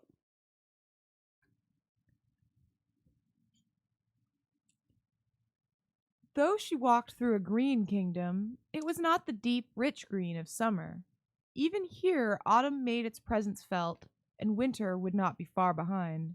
The grass was paler than she remembered, a wan and sickly green on the verge of going yellow. After that would come brown. The grass was dying. Yeah, it's just, that's a winter, of course, and this is a far cry from the weird colors we saw before. I mean, weird in a good way. I'm just blue and purple grass and red grass. Like, it sounds really cool. It's just hard for me to imagine because I never see such a thing. You said red grass. I did say red grass. So coming back to how well Dany handles all this, it's pretty impressive. That's why I brought up the fear smoke and all these other things. And, she's no swordswoman, but she is brave as heck. She's as brave as anyone. She's got no skills for this. She's got no survival skills. That doesn't seem to rattle her. Part of that's her own naivete, thinking she can handle it anyway. So that kind of works for her. But she just takes it all in stride. She's like, she doesn't panic. She's like, this is bad. But she works through it rationally. She's like, okay, logically, what are my options here? She's still pretty clear-headed. And that's really interesting because she stays clear-headed even as she starts to hallucinate, which is a really interesting combination of events. Like, you're sort of seeing things that aren't there, but you're still speaking with logical arguments. And that I'm fascinated by that. I think it's a really cool, really great way to write it. And consider how she handles adversity as compared to the same character we keep comparing her to, Varys's dragon, Aegon, quote, Targaryen. Do you think Daenerys, who handled all those things, I just described several things she's been through, how she's not getting frustrated here, What is one of the most important moments in Aegon's life that we've seen to date? In the few chapters we've seen him, do you think Dany would have kicked over the Syvas table after losing? Like, is this really, like, this is someone who can handle so much adversity. Is she really going to get that upset at that? It's really telling that Aegon does get that upset at a board game. Right? I mean, is this guy really going to handle adversity in politics and war and relationships? I mean, I don't want someone who knocks over a board game to be a friend, let alone my king. Great point. Great point. You've got maturity issues if you're not going to have a board game. I mean, he's 16, so okay. He's not permanently like that. Give him some time, but no, he's not ready to be king if he's knocking board games over because he lost. And if he's doing it and no one's telling him not to do it. Yeah, no, and they're just like, okay, that's what kings do. Like, do they? Not Daenerys Targaryen. Well, she's a queen, so there you go. Cersei might, I guess, but Robert might too. Robert's had a temper. He, hit people when he got frustrated. Yeah, if Robert was playing a board game, I feel like he might be a good sport. Yeah, he probably doesn't care. If he was maybe fighting someone like in IRL, he might care if he lost like a melee. But yeah, I wonder how competitive Robert is about other things. He might be competitive because competitiveness is a thing. But yeah, he might just be like, I don't care about Syvas. Like, I don't even know the rules. Wait, how does this one move again? Stupid game. He would just like, yeah, stupid game. And so, and like we said, she has reason to be frustrated. She says what Nina calls one of the funniest lines in the whole series. And it is pretty funny, but it's not framed as comedy. She says, "You're the blood of the dragon. You can make a hat." That's ridiculous, Dany. Those two things have nothing to do with each other. No, you're the blood of the dragon. You can find someone to make you a hat. But not right now. Still, even though she has this weird, naive thought, she perseveres. She keeps trying, and she doesn't get frustrated. She has no skill at hat making, but she keeps trying, and she's process-oriented with it and doesn't let her emotions cloud her judgment or interfere with that process. It's really quite mature despite the naivete. I'm, again, just fascinated by this character. Daenerys is so excellent. A lot of y'all cited this as one of her best chapters, if not her best chapter, if not one of the best chapters, period. And if you've noticed, I'm getting a little more excited than usual because I see a lot of that too. I'm with you guys. I don't like to name favorite chapters, but this one is really damn good. And of course, the reason she needs the hat is because she has no hair. Her hair burned off. And that's why Aegon V, needed one. He's the person I think of first when I think of straw hats. And she thinks of them indirectly here in this quote with a little nod. Viserys told her tales of nights so poor that they had to sleep beneath the ancient hedges that grew along the byways of the Seven Kingdoms. Dany would have given much and more for a nice, thick hedge. And what are you laughing at? Oh, well, just innuendo. Aegon could make a hat from straw, probably. He learned how to make a hat. He learned how to make nets, so he could probably make a hat. And he was wearing a hat. He was wearing his own straw hat when we first met him, which was one of the many things that ties him to egg. Remember, at that chapter, we were like, the one with duck and egg. But his real experiences have all been supervised, chaperoned. And that's a crucial difference between him and Daenerys. There's among others. What Varys and Illyrio and Connington and the rest get wrong is that the skill to make the hat isn't what matters. It's the experience of living as a hat maker. Not the skill to do it, not the ability to do it, the life experience. Having the same job skills as someone doesn't give you perspective on their life. It gives you perspective on the task that they do, not their whole being, not what they have to go through as a human. To be fair, Aegon just marched up to his chaperone and said, "Hey, I'm ready to lead an attack on Storm's End." That's brave. Okay, so this kid is, again, praise of Daenerys is not criticism of Aegon. I am impressed by this kid, but he's just eclipsed badly by his far more impressive auntie. So again, let's recap. Illyrio says it well to Tyrion back in Tyrion's second chapter of this book. The frightened child who sheltered in my manse died on the Dothraki sea and was reborn in blood and fire. This dragon queen who wears her name is a true Targaryen. When I sent ships to bring her home, she turned toward Slaver's Bay. In a short span of days, she conquered Astapor, made Yunkai bend the knee, and sacked Marine. I'm saying. But then she's added to that since, right? After taking his ships, she continued to follow her own path rather than the path laid out by Illyrio and Varys. Though at the moment, it's fair to say she's not even following her own path. It's more of Drogon's path, but she is a dragon. So the dragon is trying to help her get on the right path, you could say. But anyway, reborn on the Dothraki Sea, Illyrio says. Again, we make that point. This second trip might also be a rebirth, if not at least a reset. There's some similarity to Cersei here. A long walk, deprivation, being away from power temporarily, but coming back to get a second chance. This experience is likely going to be another rebirth of sorts, not as supernatural as coming out of the fire with dragons. In that moment, she became the mother of dragons. But she still has to become the stallion who mounts the world. That's a prophecy. There's still supernatural elements to that, even if it's mostly just the fact that people knew about it in advance. Like, wait, how did you know that the stallion, the mare that mounts the world, has to be accounted for? Anyway, that does seem to be the course of this plot line, which is interesting because she's following the streams towards the Skahazadon, but really she needs to go farther back. She thinks to go forward, I must go back. But she hasn't gone back far enough yet. She needs to probably go all the way to Vaes Dothrak to be forced into the Dash Khaleen, or almost, so then she can unite the Khalasars. How is she going to unite the Khalasars if she's not amongst them? Are they going to come to her? Maybe, but probably not. Especially not now that she's already out there. So I think even though she knows her responsibilities are pressing, her destiny is even more important than that. Yes, the people of Marine need her. That's important. It's super important. But the people of the world need her. All the cities of the world need her. Quite possibly. That is an argument that could be made. And it's a compelling one, I think. I'm not 100% sold on it, but I have a hard time rejecting it. So I think if I really were to sit down and think, is that true? I'd be like, yeah, probably. Anyway, good question for later.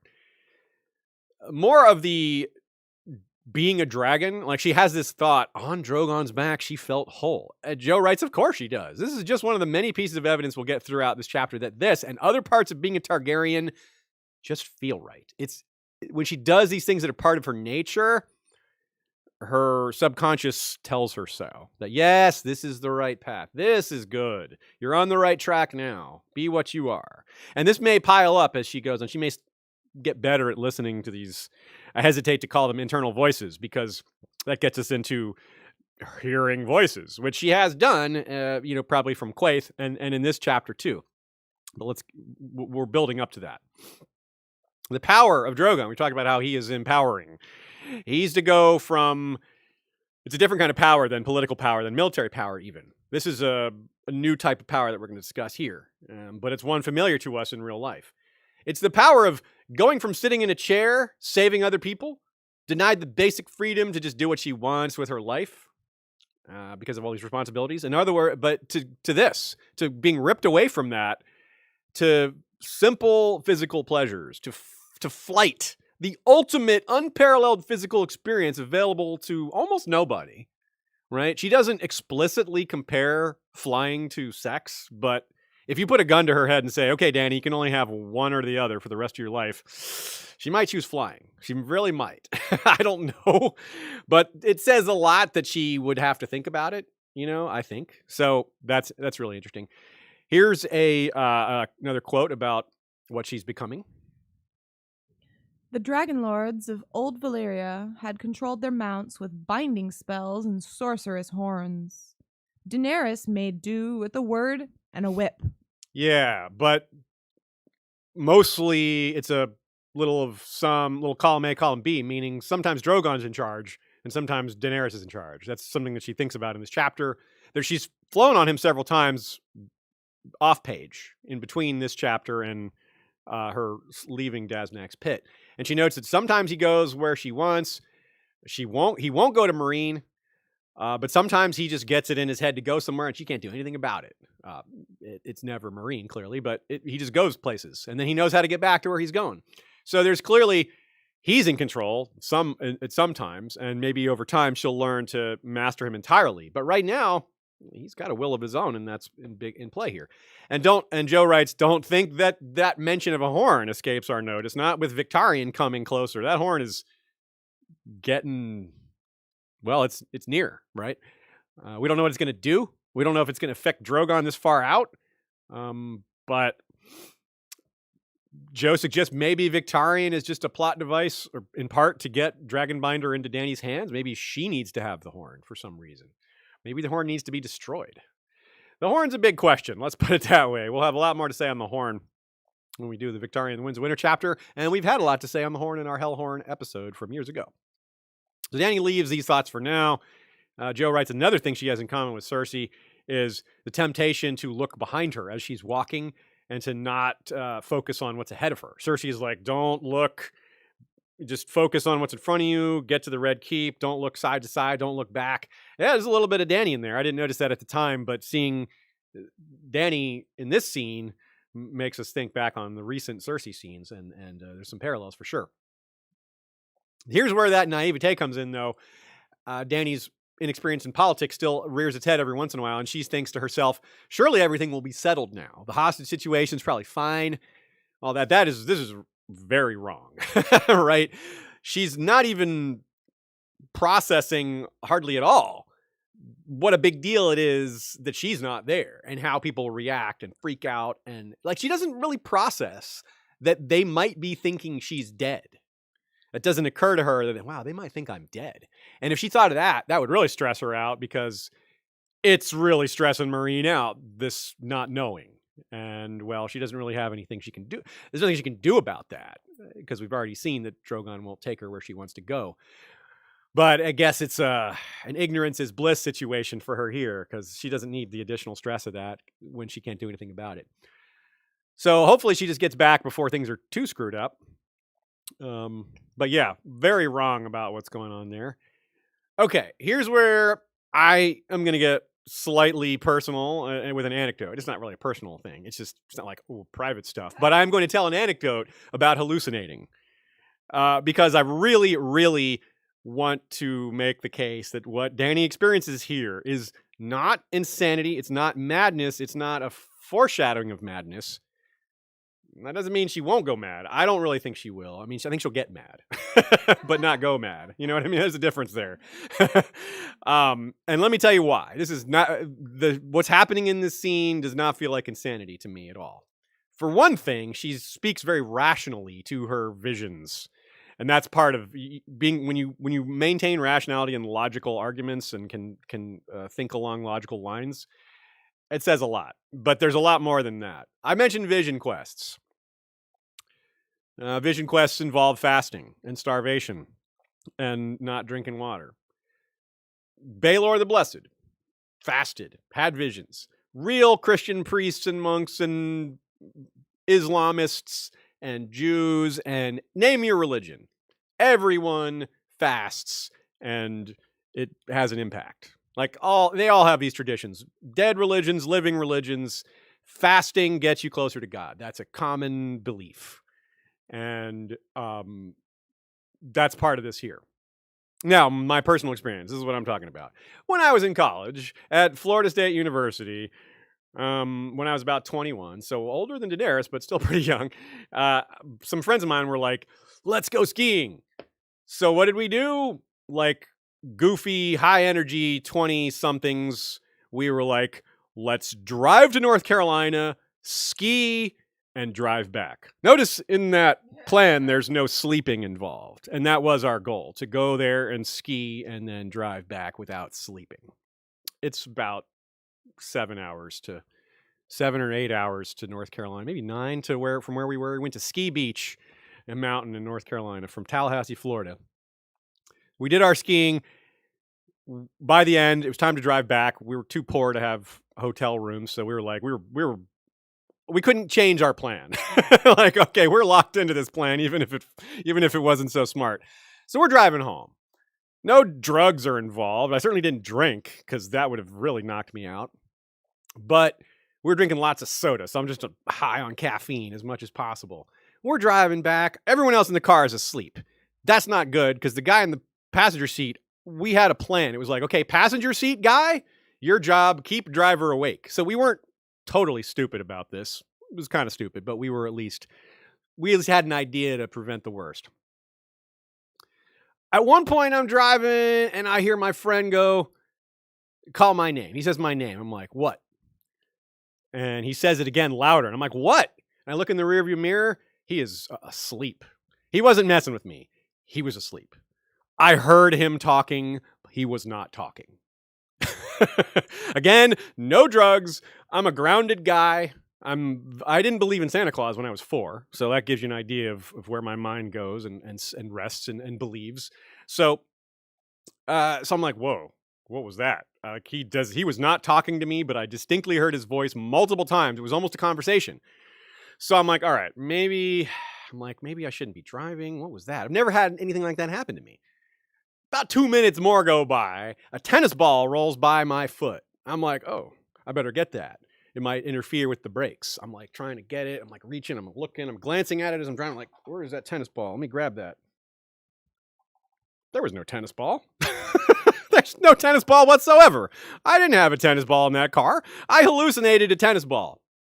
I still don't. Yeah, there was no tennis ball.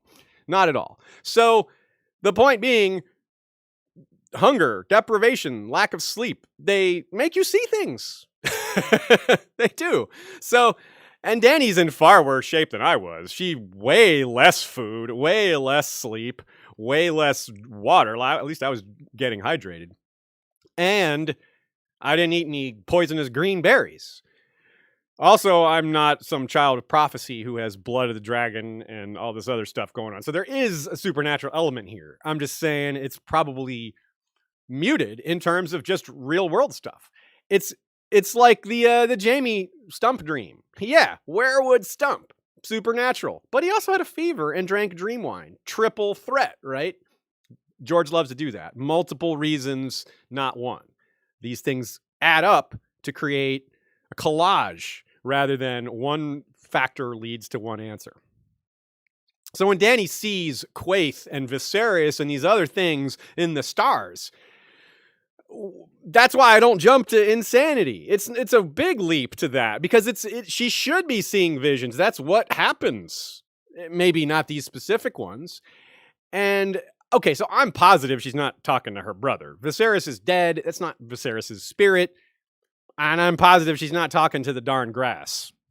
But Quaithe, that might really be Quaithe. Here's the quote. Her mask is made of starlight. Remember who you are, Daenerys, the stars whispered in a woman's voice. The dragons know. Do you? So that might really be Quaithe. It might be her subconscious. We've already discussed this in the past that getting into someone's mind with glass candles to feed them visions, one way or the other, seems to be easier when that person is in a certain state of mind. And Daenerys is in that state of mind. She's hungry and tired and all that. So, and poisoned. So maybe that has given Quaithe an opening to speak to her again. Maybe Quaithe has been waiting for an opportunity like this. She's like, I gotta get Dany back on track. She's just wrong again. She's just sitting in Marine and she needs to not do that. So what Nina writes here is, the dragons know who she is, but Dany doesn't. This is what she has to spend this chapter figuring out. She thinks she's Queen of Marine, tied to the city in Hisdar, but that's not who she is.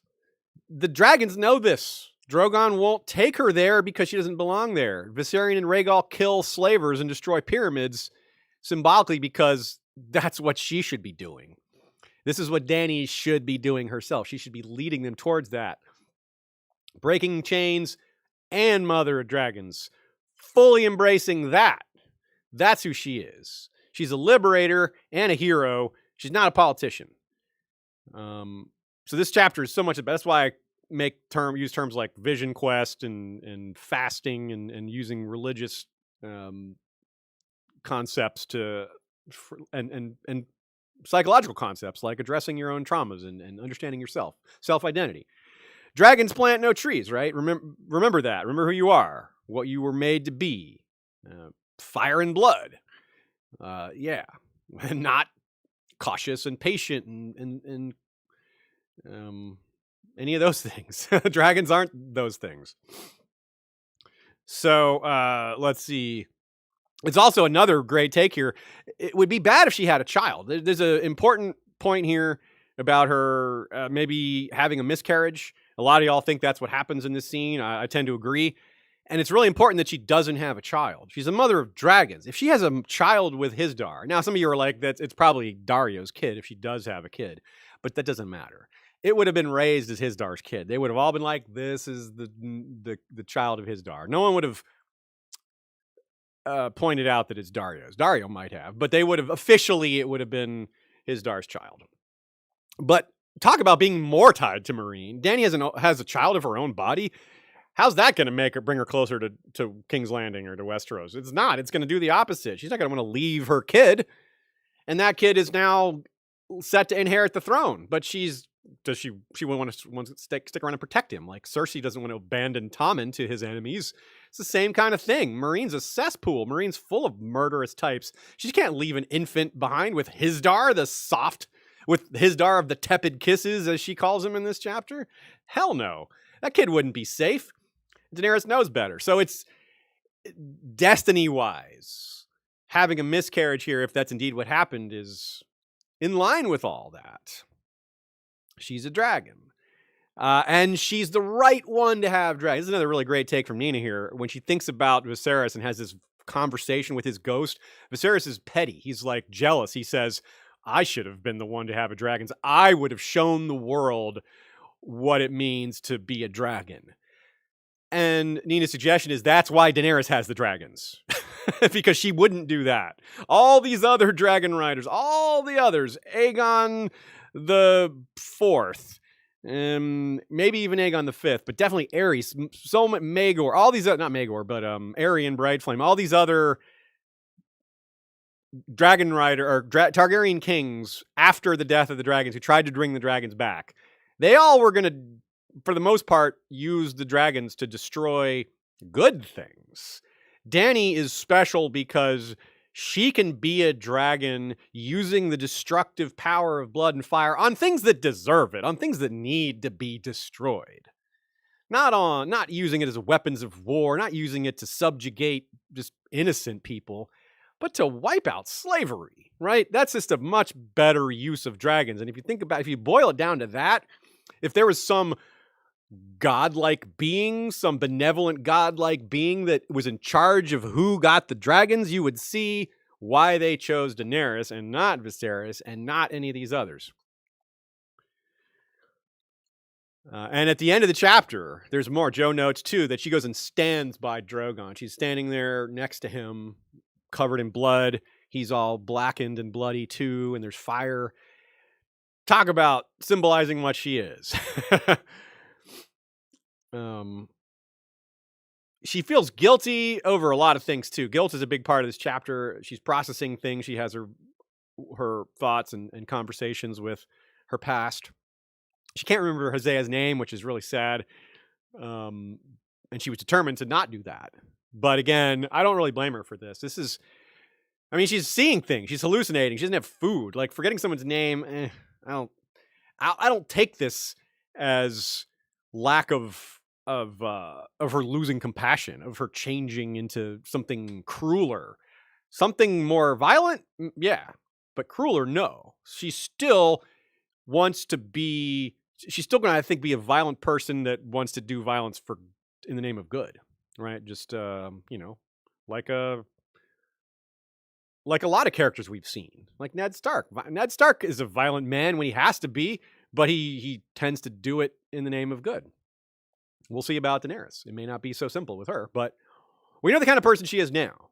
If she changes, she changes. But this is not a change into evil. This is not a change into darkness. This is a change into destructiveness, but destructiveness isn't evil necessarily. It's who you aim that destructiveness at. Okay, here, let's talk about the miscarriage a little more. Nina's 100% sure that's what it is. And it makes sense. She has had plenty of sex with Dario and Hisdar. Of course, that's not a guarantee. But she notes that it's heavier bleeding, which is, right, that's a sign that something else is going on here. And again, it's thematically significant because it's if this is like a death of a child that was growing within her, then it symbolizes that she cannot be that to Meereen. She cannot be a mother. She has to be a dragon. She's the mother of dragons, not a mother and a dragon. There's this quote, "When the seas go dry and the mountains blow and the wind like leaves," that was from Mirri Maz Duur, and said that's what will happen. That's what will need to happen before your womb quickens again. Arguably, that has happened here. You would say, well, how so? Well, the seas are going dry, not the watery seas, but the Dothraki Sea is going dry here. It's drying up from winter. We very clearly see that. The grass is turning brown. That's dried up. It's losing its moisture. The mountains blowing in the wind like leaves? What's that all about? Well, the peace treaty was just referred to as being blowing in the wind like leaves, and the pyramids are crumbling because of the dragons destroying some of them. So maybe that's a stretch, but we do at least have something we can point to push back against the notion that Dany shouldn't be able to get pregnant. But technically, Mirri Maz Duur didn't say anything about womb quickening. I believe what she said, then you will bear a living child. So this wasn't necessarily even referred to by Mirri. This was she didn't bear a living child. So anyway, little semantics that you got to get into with some of these prophecies, and that's what makes them so tricky and to follow in the first place. A little history on Dragonstone. It was the last toehold of House Targaryen in Westeros, and the first. It was the refuge of the last Targaryens and first spot for the first Targaryens, you could say. Rhaella and Viserys were, as a rebel faction from Robert's rebellion, they proclaimed Robert king and secured the kingdom for him.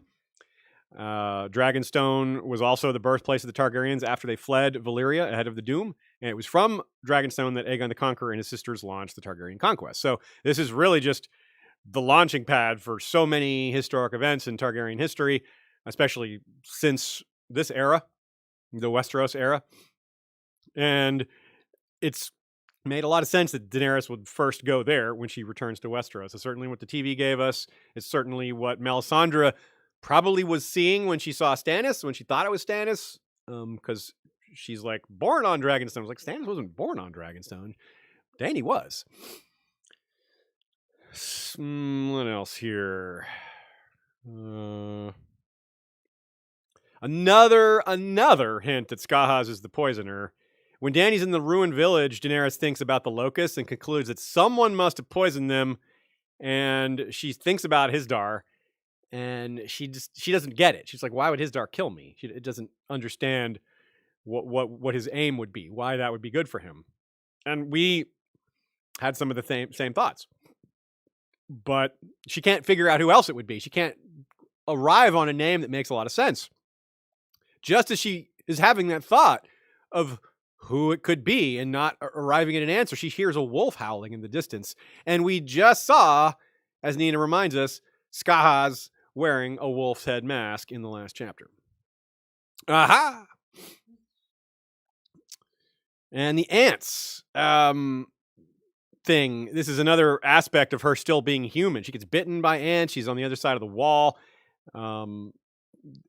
She wonders how they could have climbed like that, and we're gonna wonder how the others get across the wall too. We've been wondering about that too. But she's unaware of things like, yeah, free folk can actually climb that thing. It's amazing. It's impressive, but people can do incredible things. So yeah, strength is a matter of perspective. What's impressive to some might not be impressive to others. But there's historical examples of dragons being brought down by great numbers. For example, Mushrooms has a line, 1,000 rats can bring down a bear, and that's what happened with, say, the dragon Syrax, and a lot of the dragons in the dragon pit that we mentioned. They were swarmed by lots of angry religious folk, and even the dragons couldn't stand against that. There were just too many of them. Really good point here by Oberon19 from our Flick channel. Some of this stuff here we've made parallels to other characters. One that I never thought of that sounds really good once I hear it is Nettles and Sheepstealer.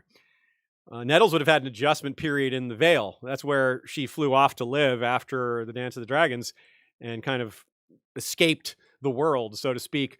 But she eventually encountered the tribe that would become known as the Burned Men, and that's why they burn a part of themselves off. It's kind of like a showing their devotion to this fire queen of theirs, and Nettles is a micro Dany in that sense. She would have had to get used to this new environment, figure out how to live in the wilderness, but eventually her dragon and that real power gained her new followers. And that might be what we're seeing here with the Dothraki, because again, I think most of us expect the Dothraki to end up following her after all this. There may be she may need to kill a few of them first. In fact, she almost certainly will, especially the ones that she has wanted to kill for a while, because they're going to want to return the favor, if not force her into the Dosh Kalin. So, yeah, there'll be some more dragon fire probably. Remember too the line from Daenerys' old vision of a line of crones emerging from a lake to kneel at her feet. Those were probably the Dosh Kalin. We haven't seen that happen yet. Why would they be in a lake? Well, because they flee to the lake because everything's on fire. I think that might not be why, but it certainly works for me as a theory. Khaleesi Targaryen says this chapter totally connects to the Star Tarot card. Naked woman wandering the woods, naked following a stream with stars watching over her while she self-actualizes her shadow. Yeah, Drogon is totally a shadow. Wow, that's pretty cool. Yeah, I don't know much about tarot, but this seems to totally nail it, right? The major arcana lays out the hero's journey, and Carl Jung used them as base points for his archetypes. Okay. Yeah, that's pretty cool. That seems to line up. I can't really expand on that because, like I said, I don't know much about tarot, but those terms line up. Yeah, we got into a chat in the chat, I suppose, about George, and I would guess that he's had some tarot readings based on the company that he keeps. Yeah, why not? Most people, I think, have honestly had one. Yeah, it's fun. But anyway, so I would guess he's experienced that.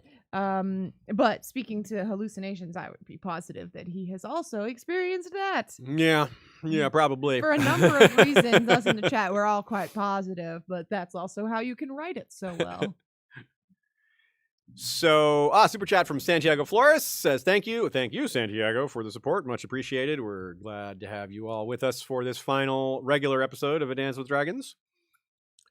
Archmaester Rennie points out Dany loses the whip at one point, and, well, that might be fitting, because a dragon is no slave. A Drogon is no slave either.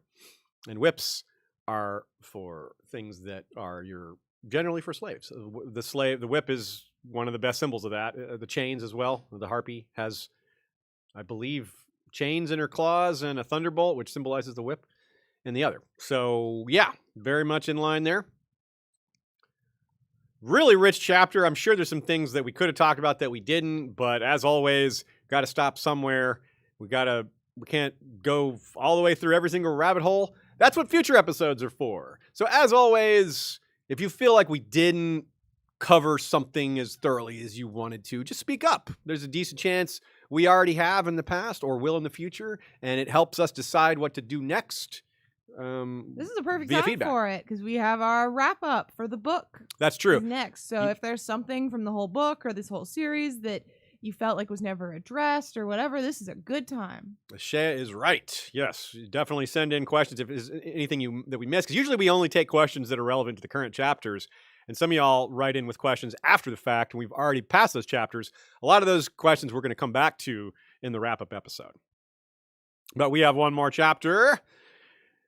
Epilogue, Return of the Spider, aka the one that manages to talk about every single plotline. With regards to prologues and epilogues, in A Game of Thrones, there's the others. In A Clash of Kings, there's the Comet and Melisandre. In A Storm of Swords, the others again. Then Lady Stoneheart in the epilogue. Then in A Feast for Crows, the conversation starts with dragons but ends with an actual faceless man. There's no epilogue in A Feast for Crows, but the final chapter comes back to that plot line. Good thing it's not an epilogue because it's a Sam chapter and we don't want Sam getting killed. The prologue in this book, of course, is Varamir, so skin changing and whites, plenty of more magic, but this is perhaps the most unique because it's not only the most well-known character ahead of time. We certainly didn't know Waymar before. We didn't know Crescent before.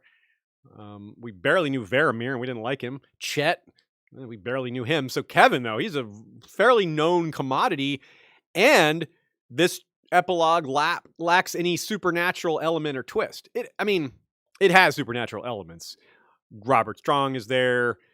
There's thoughts of Valyrians and dragons and Dragonstone being built by sorcery, but it's all peripheral stuff for the most part. The reveal, the big, oh my God moment in this chapter, the death is not supernatural.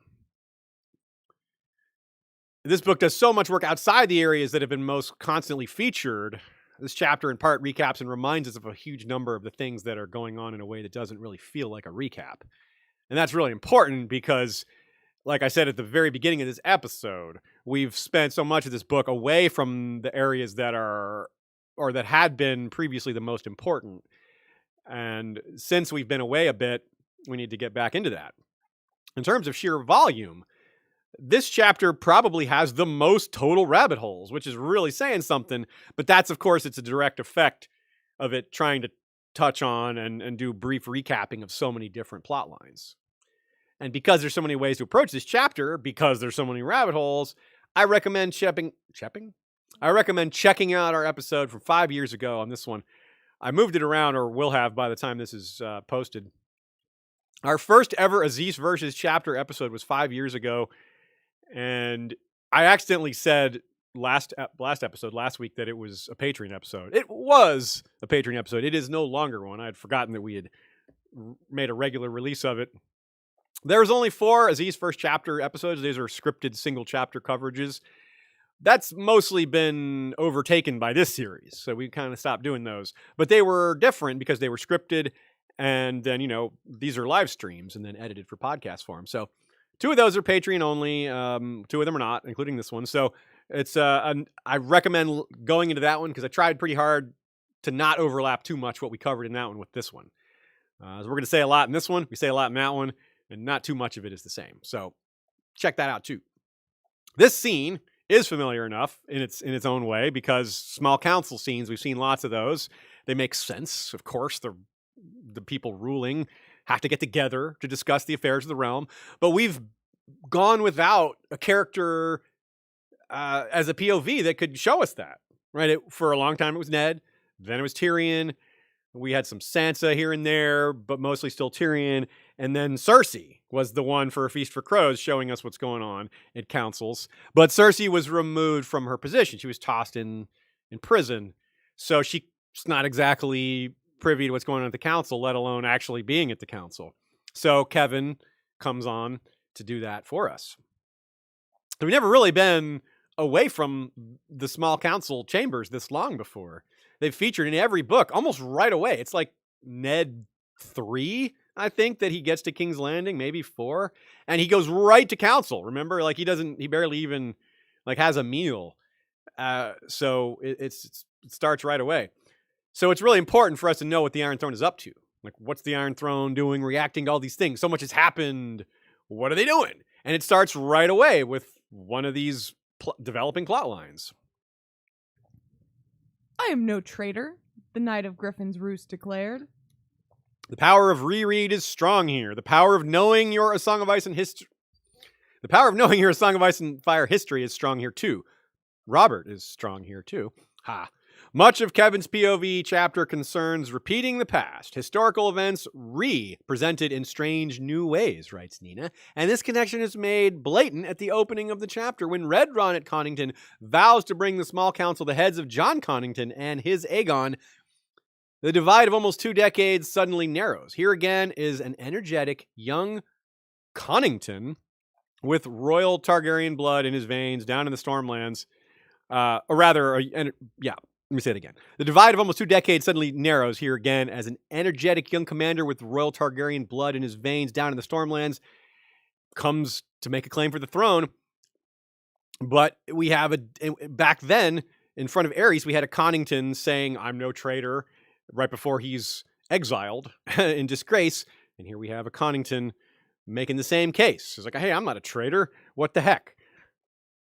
So the roles are kind of reversed. We have a Targaryen as the invader, whereas the usurper is a Baratheon in the first time. Now we have, whereas the sitting king is the Baratheon, whereas 20 years ago, it was a Targaryen king and a Baratheon usurper.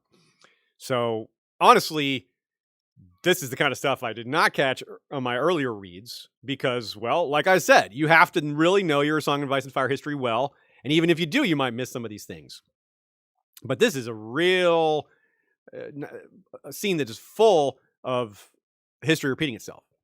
Now, we don't have a lot of sympathy for Red Ronnet Connington because we've seen this guy before. He's one of Brienne's suitors. He was a real ass to her.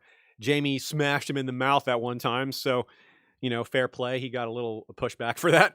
But our feelings aside, if we're trying to put ourselves in his shoes, it's no fun to be him right now. His long-lost cousin, Jon, just arrives out of nowhere, takes his castle, takes his family hostage, and he's suspected of being in league with them. Like, this guy took my castle and my family, yet you think I'm with him? That's fair. That's great, So it's an important frame of mind to have for this chapter because you don't feel bad for him probably because he's not a good person. You don't I don't have room for sympathy for that guy. But that's a recurring exercise that comes into Song of Ice and Fire. Putting yourself in other characters' shoes, not to necessarily show empathy for them. Sometimes, absolutely.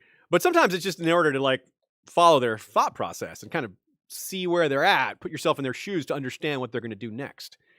Yeah, in order to understand why the various characters react and speak and plan and plot the way they do in this chapter and others, to do that, we have to put ourselves in their mind and understand their motivations in the first place. And it gets really complicated in chapters like this because there's so many characters with so many goals and interests and worries and anxieties and all that, and so many factions and characters within these factions. Again, like Jon Snow, like Meereen, you just cannot figure all this out. You can outline the things that make it complex, but figuring out what's going to happen next that's why it's taken George a while too, because he's probably parsing all this out or has, and is like, yeah, there are a lot of options here. I wonder if I've picked the best one, His imagination, imagine how many options he has when you mix in his imagination. But that complexity is also the root of why we can cover this chapter 5 years later and do it really differently, not be repetitive, not overlap our previous takes much or at all, because it's so big and complex and interesting and fun. Some of Kevin's thoughts are brief, like when he considers how cold it is and how that must mean the wall, too, is really cold. As Pycelle notes, Red Ronnet's promise sounds an awful lot like his Uncle John's own promise to bring Aerys the head of Robert Baratheon during his anonymous rebellion. Kevin even notes that he can imagine Aerys sitting on the Iron Throne during the scene because he's feeling some of these echoes of the past as well. So this chapter is a lot of that. 2 lines, 1 line, you're in a rabbit hole. It's just like that. You could think about that 1 line and where it takes you for hours. We could write episodes on those things. We have, in fact. But just like the yellow grass, just like the snowflakes falling in the Riverlands and up north, we have winter here. It's pretty ominous to see winter at King's Landing, a place we've been focused on. It's the number 1 location in the series in terms of frequency. But it's always been pretty warm there, right? The weather is never, other than rain, maybe humidity, smells. That's what we have heard about King's Landing, but snow, that's different. And we really don't know what that's going to mean. Just like everything else, the snow takes over from a visual perspective by covering everything, taking all the color away, making everything white. The Red Keep is no different there. Now, Kevin is just like us, overwhelmed with everything happening here. There's so many possibilities. There's people talking about dangers from over the sea. Kevin actually pays more attention to things like Daenerys and Aegon and the dragons than even Tywin did. Tywin was dismissive of that. Now, it almost makes sense, though. You got to pay attention to what's happening overseas, but the things that are pressing them up close are so pressing that I kind of get why they don't have much time to think about the Queen of Meereen, who's so far away. And that's why Aegon, now they must deal with him because he actually has landed on the shores. But even that's being delayed. Even that, Mace is like, first the trial, then I'll go deal with them. Even these things get, even really high priority items get pushed down the priority tree a bit because there's even higher priority items. And look at just the way this scene is set up. There's the winter chill, but there's the chill of the relationships here. Quote.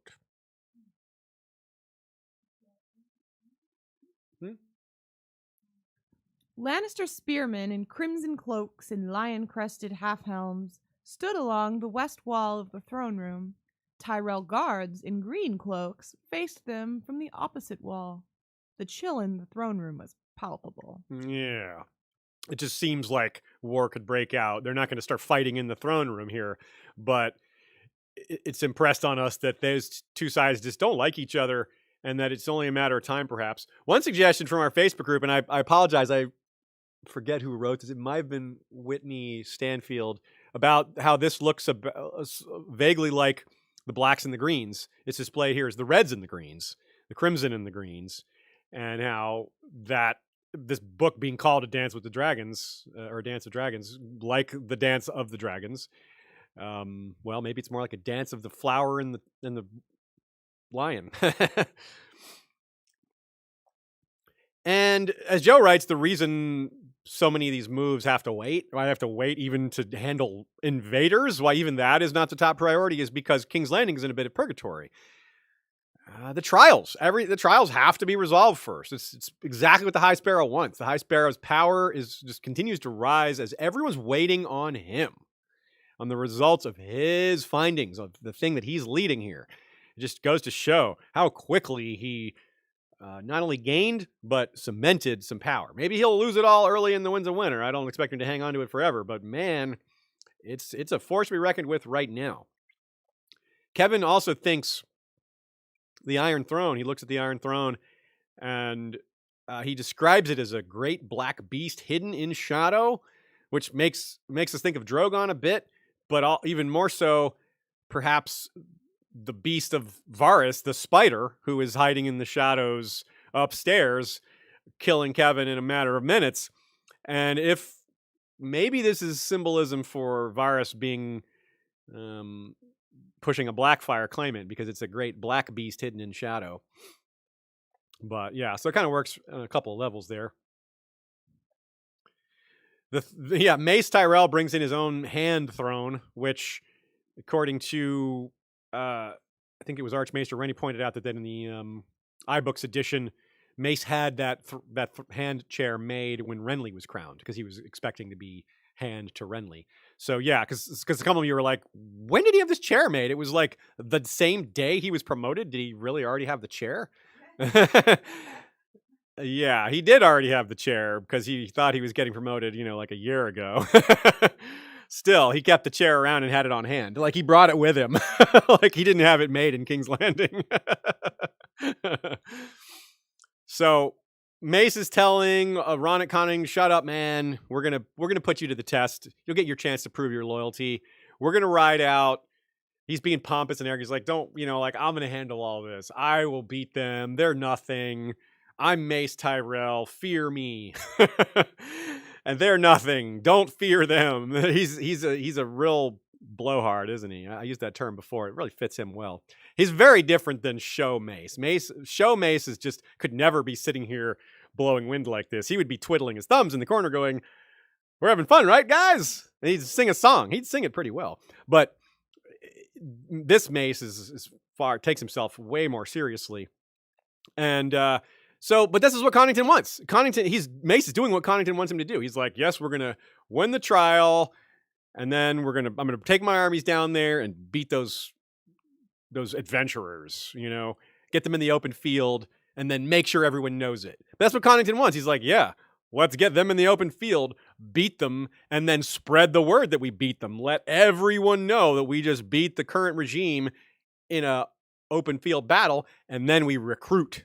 We say, all y'all on the fence, side with the winners. Everyone wants to be on the winner's side. And if they may win a big battle and take Storm's End, which apparently they've already done, then they can say things like, look how great our king is compared to your boy king. Psst, he's a bastard. Never mind that ours probably is too. And now on top of that, we've beaten your army, and our boy king led the army while yours is playing with kittens. And plus, they could also say, yo, Mace Tyrell, do you really want to be on that guy's side? That guy's making all the decisions. Maybe you should be on the other side. Is that really the winning side? So, yeah. Kevin has this moment where he's just like getting a little fed up with Mace. He's like, geez, I kind of get it. Quote, "The more I give him, the more he wants." Kevin Lannister was beginning to understand why Cersei had grown so resentful of the Tyrells. There's a little bit of sarcasm here. I don't think he's like coming around to being like, I guess Cersei was right after all. It's not that. He's not going that far with it. This is like rueful sarcasm. And this is great writing because it's consistent with how the type of sarcasm that permeates the entire Lannister family that we've seen. Kevin's got this sarcasm. Jaime, Cersei, Tywin had it. Obviously, Tyrion has it. So yeah, they're all sarcastic, and except for like Lancel. Kevin now thinks on another point that surely stays in the back of his mind. Every minute of the day, Mace has 2 armies. He has none. So that's part of what's going on. That's part of why he can't push back too much on Mace, because he's definitely a little worried about that. It's similar to Jon with Stannis. Jon has to give Stannis some of the things Stannis wants, because Stannis has way more swords. Now, that said, one of these 2 armies is actually Randall Tarley's army, not Mace Tyrell's army. Mace is just kind of counting it as his, because that's what he does. Randall's his bannerman. But we've been saying for quite a while that Randall Tarley is a pretty big candidate for switching sides if he hasn't already, under the radar, done so and is just pretending to still be on the Tyrell Lannister side. So that one of those 2 armies might, in fact, attack the other one from behind or something like that. Mace Tyrell also says there's no way they're going to take Storm's End. No way. They couldn't do that. They do, as we see in the Winds of Winter, which is going to make Mace feel, I don't know what he's going to feel, but how does a really arrogant guy feel about someone taking Storm's End when he wasn't able to take Storm's End? He'll probably just find a way to make an excuse in his mind. He's good at that. Mace disparages badly the Golden Company, Aegon, John Connington.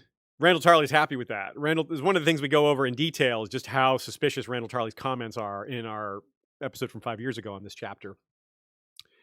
And this time I'd like to focus more on Kevin's takes here and how he's probably more accurate. In fact, he definitely is more accurate because we've seen John Connington. Kevin thinks a fighter even in his youth and now older, harder, more seasoned, more dangerous. Mace is more thinking about him as a young man. Like, he never won any victories back then. He couldn't possibly have changed in 20 years. It's just a really bad take. So Kevin is right to be, no, we should take this more seriously.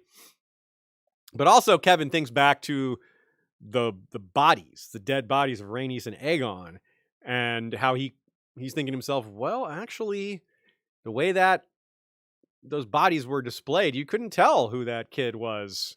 So Kevin has to admit the possibility that Aegon is really who they say he is. And that is doing a lot of work for the rest of the realm in terms of perception. Every one of us wonders how the realm is going to react to Aegon. And I think most of us think it's going to be positive because of how he's presented.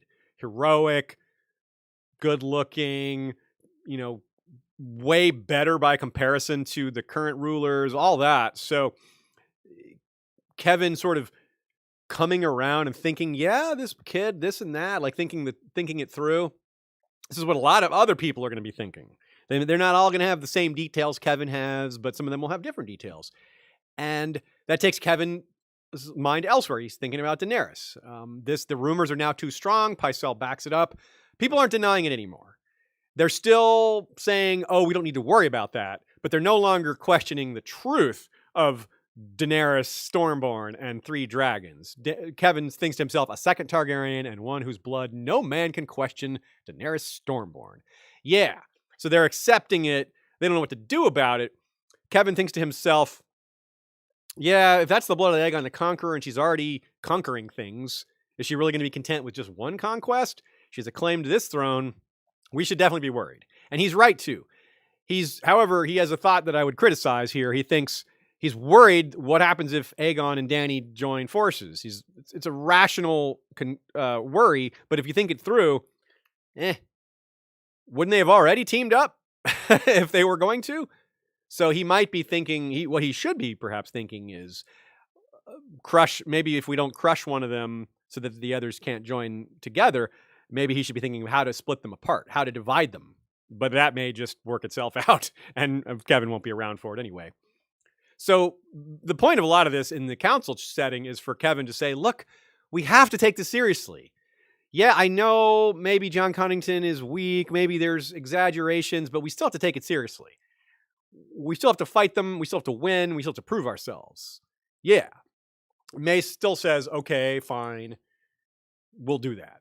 But still, after the trial. Trial first. It's definitely one of the things Mace does that's not dumb, is that he's aware that even though, yeah, Marjorie is innocent, we know it. We know within, from reading that she's innocent. It doesn't mean the High Sparrow is going to rule that way. Yeah, he'd be dumb not to because of those two armies sitting outside, but that's why Mace makes sure those two armies are sitting outside. It is a threat. It's like, you find my daughter guilty, face the consequences. So he's, it's not subtle, but it's not stupid either. Or maybe it's not, maybe it wasn't his idea. Maybe someone else gave him that idea, like Olenna or something. And so he's using his leverage here of his armies and his position, his hand, to try to get even more, as Kevin was griping about internally. He brings up marrying marrying Myrcella to one of his relatives instead of to Trystane, but it's the same answer from Kevin. He's like, look, we can't make enemies of the Dornish. We have to keep them in the fold. We can't just go pushing them aside. It's a bad time for that, because what if they just join Aegon? And that's a good point. The other counselors are like, okay, yeah, fair point. Even Mace is like, all right, fine. Of course, he's thinking of Willis for Myrcella. And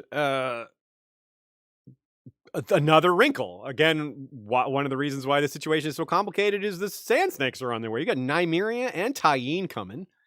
Kevin doesn't know what to make of that. He doesn't know them personally. So all he does is not tell anyone, because he doesn't want to have Mace's anger piled on top of everything else that Mace is being annoying about. So just let that be a surprise. Handle that when it comes.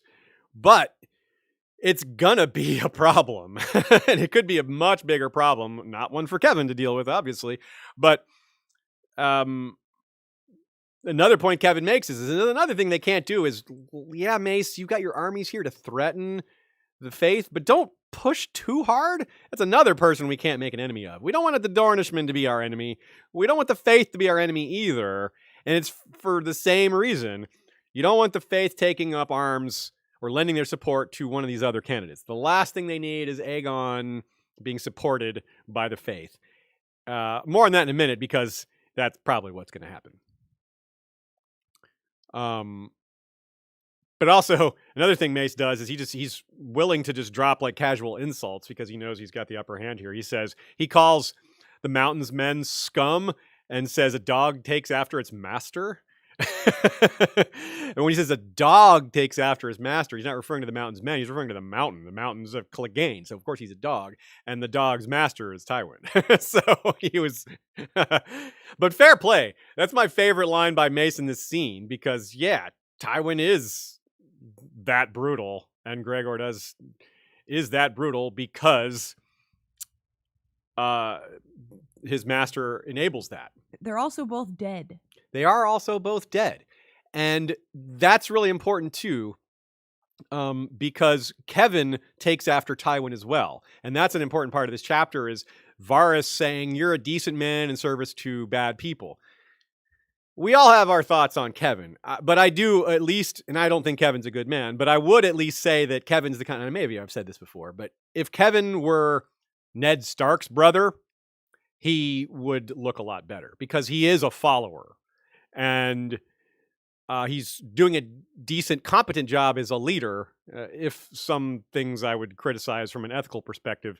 But he's been Tywin's dog too. Yes, the Cleganes are more literally that, because it's their sigil. But Kevin has always been Tywin's right-hand man, and Tywin's career is full of atrocities, and Kevin has been part of most of these.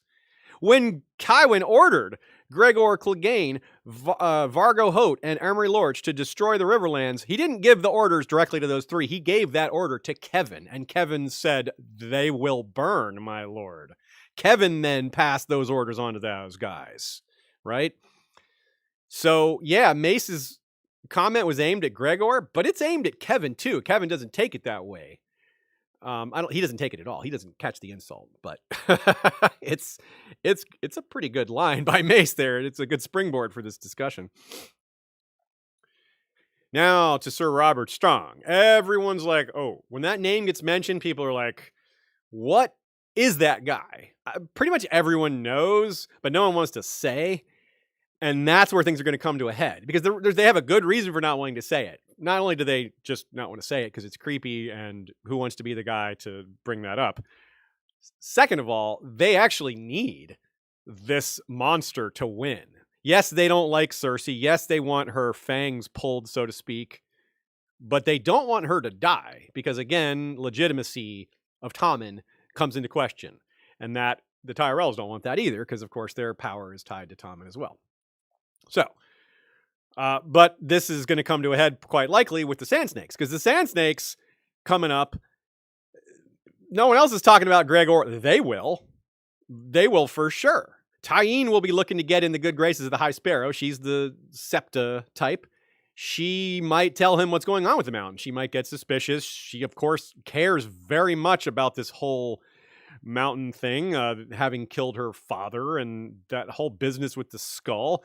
They were suspicious about the skull. At the time, they're like, how could she possibly pretend that this man isn't dead? It would be so hard to conceal. And here they are, faced with it, like, wow, she really is doing that. She really is just throwing this in our faces. Who else could that possibly be? He's almost 8 feet tall. And they know she's deceptive. So they're like, okay, there's this murder plot of Trystane that they know about. They know all these other things she's lied about, so why not lie about this? So if they investigate, they find out it really is the mountain. Maybe they find out he's really dead. If Tyene gets in good with the High Sparrow, which seems quite possible, with Nymeria claiming Doran's seat on the council, they could talk to each other, pass information back and forth, coordinate. So pretty soon we might see the High Sparrow being like, all right, who is that? Kind of forcing the issue. Like, it is not okay to have an undead Kingsguard. So, and here's an important quote about that.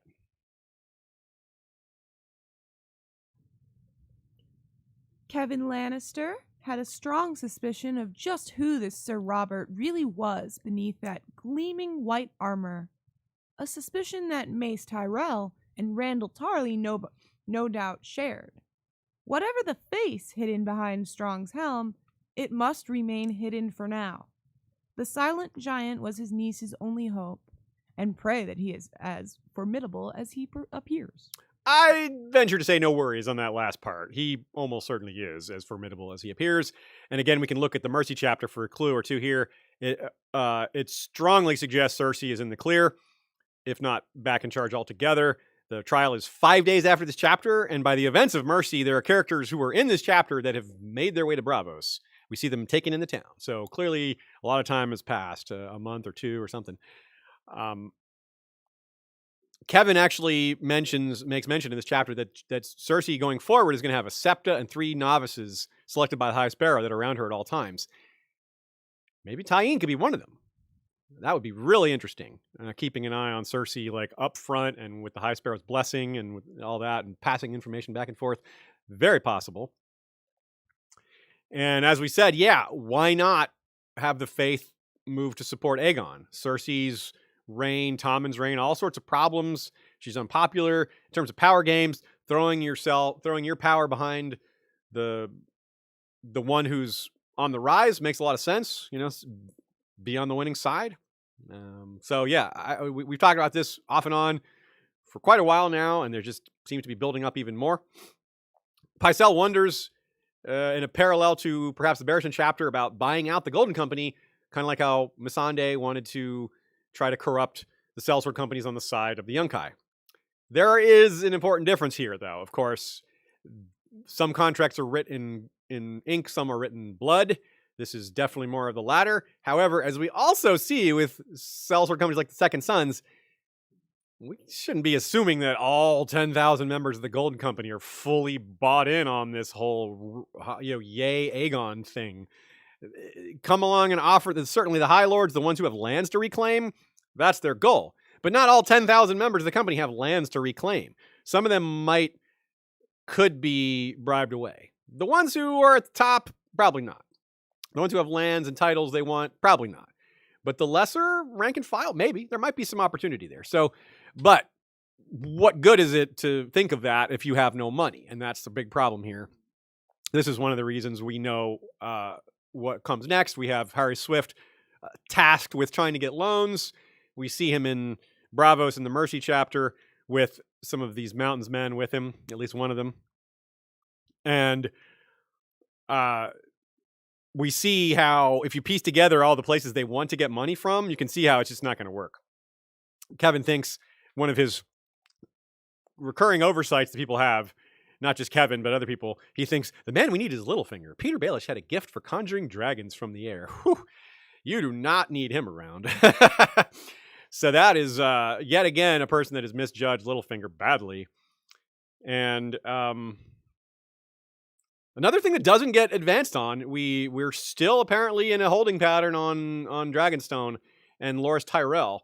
They talk about searching Dragonstone for dragon eggs and wealth, which is kind of silly because Stannis was there forever and these other people, they wouldn't have left anything there.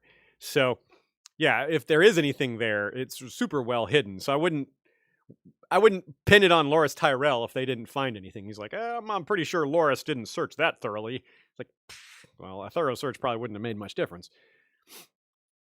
So as much as Mace Tyrell is throwing his weight around and being a jerk and being intimidating, Kevin's more worried about Randall Tarley. Here's an important quote. Tarley is the real danger, Sir Kevin reflected as he watched their departure. A narrow man, but iron-willed and shrewd, and as good a soldier as the Reach could boast. But how do I win him to our side? Too late, probably. Even if not for the whole getting killed part. So it's too late on two reasons. One, Kevin, you are dead and you can't move anyone to your side. Two, yeah, Tarley's probably already aligned with the Aegon and the Golden Company, so he's right to fear him. So this is probably what George is doing with the narrative here, is telling us this guy's dangerous before he tells us what side he's on. He's still saying he's a Reachman, but we know that he's probably with the other Reach faction. As I mentioned in the intro to this episode, Kevin thinks about putting Lancel in a white cloak, which is just wild. Joe suggests that this was probably a dream that Kevin had when Lancel was young that he hasn't given up on, that he should have given up on, because right now it's ridiculous. And coming up with that dream now is silly. But if he had that dream long ago when Lancel was young and promising, that makes sense. Even though Lancel was older and it wouldn't necessarily make sense for Lancel, for his firstborn to be in the Kingsguard. Although Kevin's doesn't have like land to pass on. So those considerations are different when you're not landed. So it kind of fits as a dreamy he clung to early that he hasn't given up on, even though circumstances have changed to the point that it's kind of ridiculous to think that now. Which, that doesn't mean Kevin wouldn't have gone through with it. So it's possible Varys saved Lancel by killing Lancel's dad. Because if Kevin had gone through with that and put Lancel in the Kingsguard, it would have certainly killed him. Although Lancel's probably doomed anyway. Here's another. There was a really good pun in that last line, in that previous quote, either one or two quotes ago, when Kevin says he had a strong suspicion of who this Robert Strong was. Here's another. This isn't wordplay, but it is ironic. Before he took his leave, he dropped to one knee and kissed his niece upon the hand. If her silent giant failed her, it might be the last kiss she would ever know. Whoops. No, Kevin. Cersei has more kisses coming her way. You are the one who does not. When he's thinking about her, this is when the chapter gets pretty rough because his thoughts are awkward. He is in denial about Tywin, and worse, the way he thinks about Cersei and women in general is pretty bad. And very much hypocritical. he thinks about how it's sad that she's so demure and restrained now, even though he's the reason she's like that, because this is because of the walk that she's behaving this way. He also makes a huge miss. He remembers what happened to his mother and then his stepmother, the lampmaker's daughter that was the lover to his father Tytos and Kevin's Tywin's father too, the one who was sent to walk in the streets after Tytos died.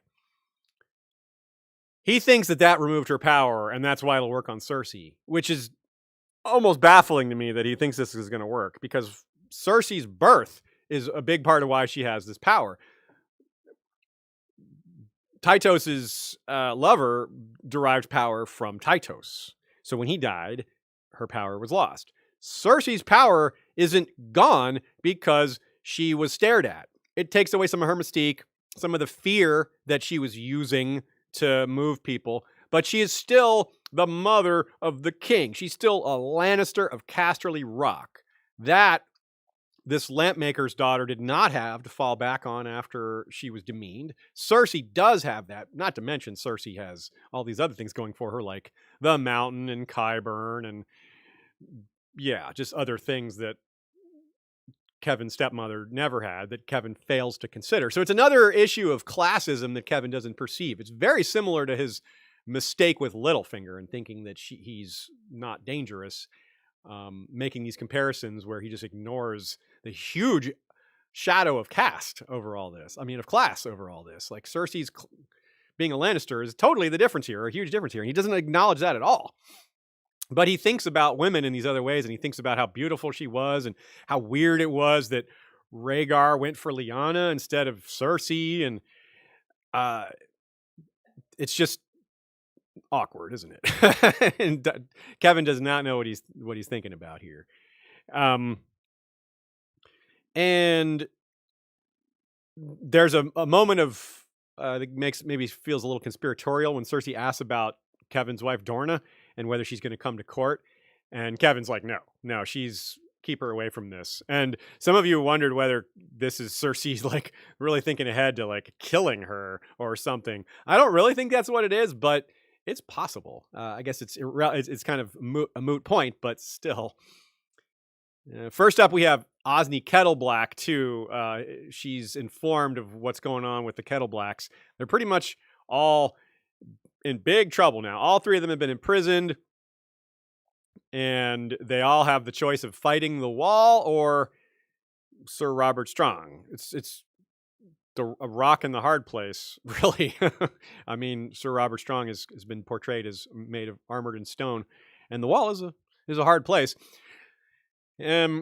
I wonder if, thinking back to the first time y'all read this scene, did you think Cersei was going to kill Kevin? Because you probably were aware of the doomed nature of the Epilogue character, and having dinner with Cersei late in the chapter may have been the the lead-in. But no, poison maybe. I was thinking of poison because Kevin was thinking, maybe Cersei will throw wine in my face again. When I read that line the first time, I thought it meant, he's got the wrong idea of what the wine is going to be like. She's going to poison the wine or something like that. But of course, nothing like that happens. But I just remember reading that back in 2011 and having that thought.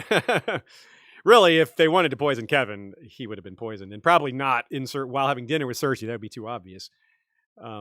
Anyway, but who does show up instead to change the scene and move it to a different location is a child who is solemn and silent. This is a little bird, most likely. And one thing that I've learned personally here on this particular reread is not just looking for patterns. There's always looking for patterns, but there's patterns within the patterns and how George plays with his own patterns. Winter is a huge topic. There's a lot to say about it from a logistical, narrative, supernatural, etc. perspective. There's lots of ways to approach it. But let's always remember the interrupt the lore theme, which George loves to use, and here it strikes again in kind of a different way. Quote, "Winter," said Sir Kevin.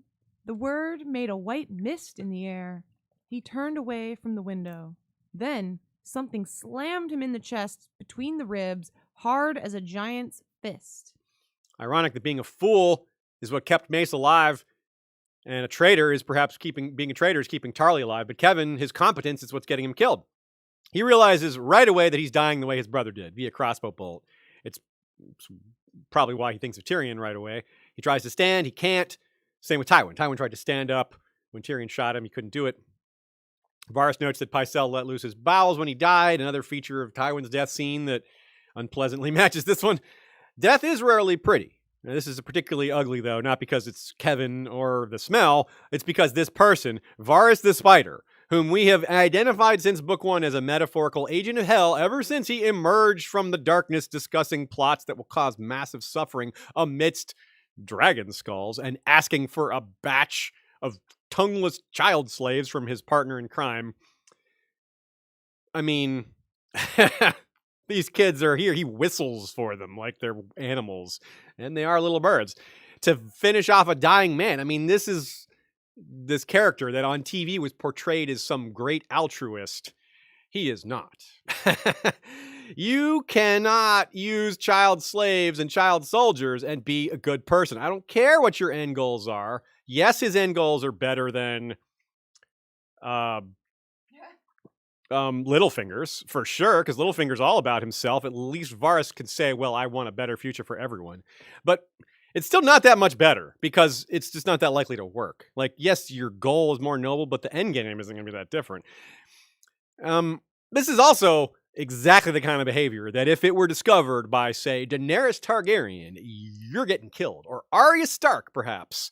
Ned Stark, if he knew this, and remember when Ned first met Varys, something made him, he was creeped out by Varys. And we're made to believe it's because of Varys's being a eunuch and wearing makeup and lots of powder and just kind of coming off as weird, that we're supposed to believe that that's what sets Ned off. But so much later, you just add it all up, and that's the true nature of Varys, I think, is what Ned was like feeling there and communicating to the reader. So Ned, though, just didn't ever fully grasp that because he had to deal with this devil. He made a literal deal with Varys, if we think of Varys as a devil, to save his own child. And of course, it didn't work out that well, but not all that's Varys' fault. Because Littlefinger is an even worse devil, and Littlefinger got involved, and he whispered in Joffrey's ear. And you got two different devils whispering in different ears and all this stuff. Note the description, too. This is how George presents it when he comes out of out of his hiding place and does his murder. Quote, "He stood in a pool of shadow by a bookcase, plump, pale-faced, round-shouldered, clutching a crossbow in soft, powdered hands. Silk slippers swaddled his feet. Varys?"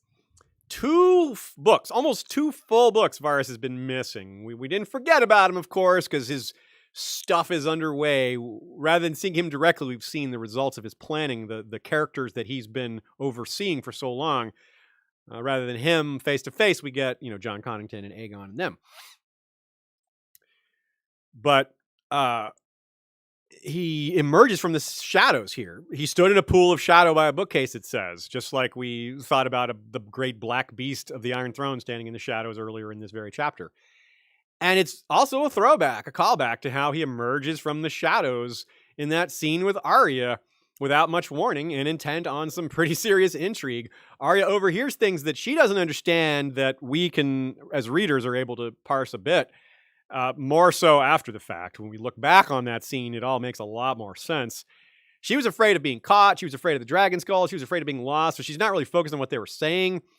But putting it all together, not only were they discussing the death of her father and tens of thousands of people by their, faux invasion of Dothraki and all that, but they were discussing these mutilated child slaves that all of this just to maybe have one good king for a while. That's their end game. It's not necessarily a new dynasty. I mean, they want that, but it could just not happen. Like Aegon could be sterile.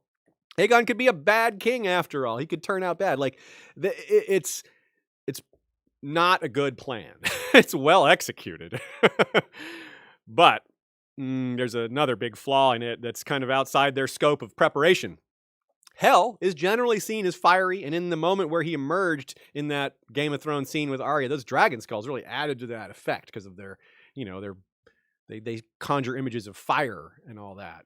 But here, he's emerging in a wintry moment. Varys is standing there waiting for Kevin to turn around. Kevin notices how cold it is. He says winter, and then he gets shot by a crossbow bolt. So Varys is like, not Varys the spider here, he's Varys the ice spider. He represents the ultimate non-magical side, though, so that's why it's more of a joke. I don't really mean that literally, but it does have symbolic strength, this take, even though it's kind of goofy. The ice spider Varys.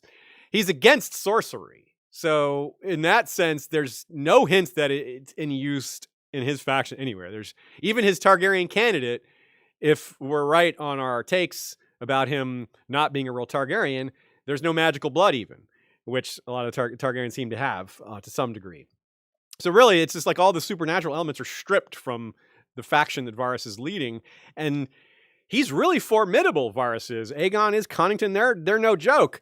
But it seems like this carefully planned long-term goal, politically timed perfectly, is timed extremely badly in terms of the supernatural world. Something he has no connection to. Even as he's standing amidst winter and the cold, he doesn't know what it means. We as readers can unlock this, translate it, and go, well, remember Jon thinking about spiders at the Night Fort and how the cold probably killed them off? Or the heat, in this case. Varys has made an enemy of Daenerys, whether he knows it or not, because the information is out there that I think she's going to learn. And he has to reckon with winter like everyone else. So I certainly wonder who's going to get blamed for Varys' murders. We can't just name one candidate, but I think a lot of it's going to blow back on him eventually. Still, it's interesting to think about what he's done here and how it's and the domino effect of Kevin's murder. Varys has his own take on it. He basically, as some people suggest, he's kind of having his mustache twirling villain moment where he kind of explains himself a bit. More on that in a minute. Here's what he says. Your niece will think the Tyrells had you murdered, mayhaps with the connivance of the imp. The Tyrells will suspect her. Someone, somewhere, will find a way to blame the Dornish man. Doubt, division, and mistrust will eat the very ground beneath your boy king, whilst Aegon raises his banner above Storm's End, and the lords of the realm gather round him. Yeah, specific ideas, but in general, it's a thing that sows division because no one can be certain.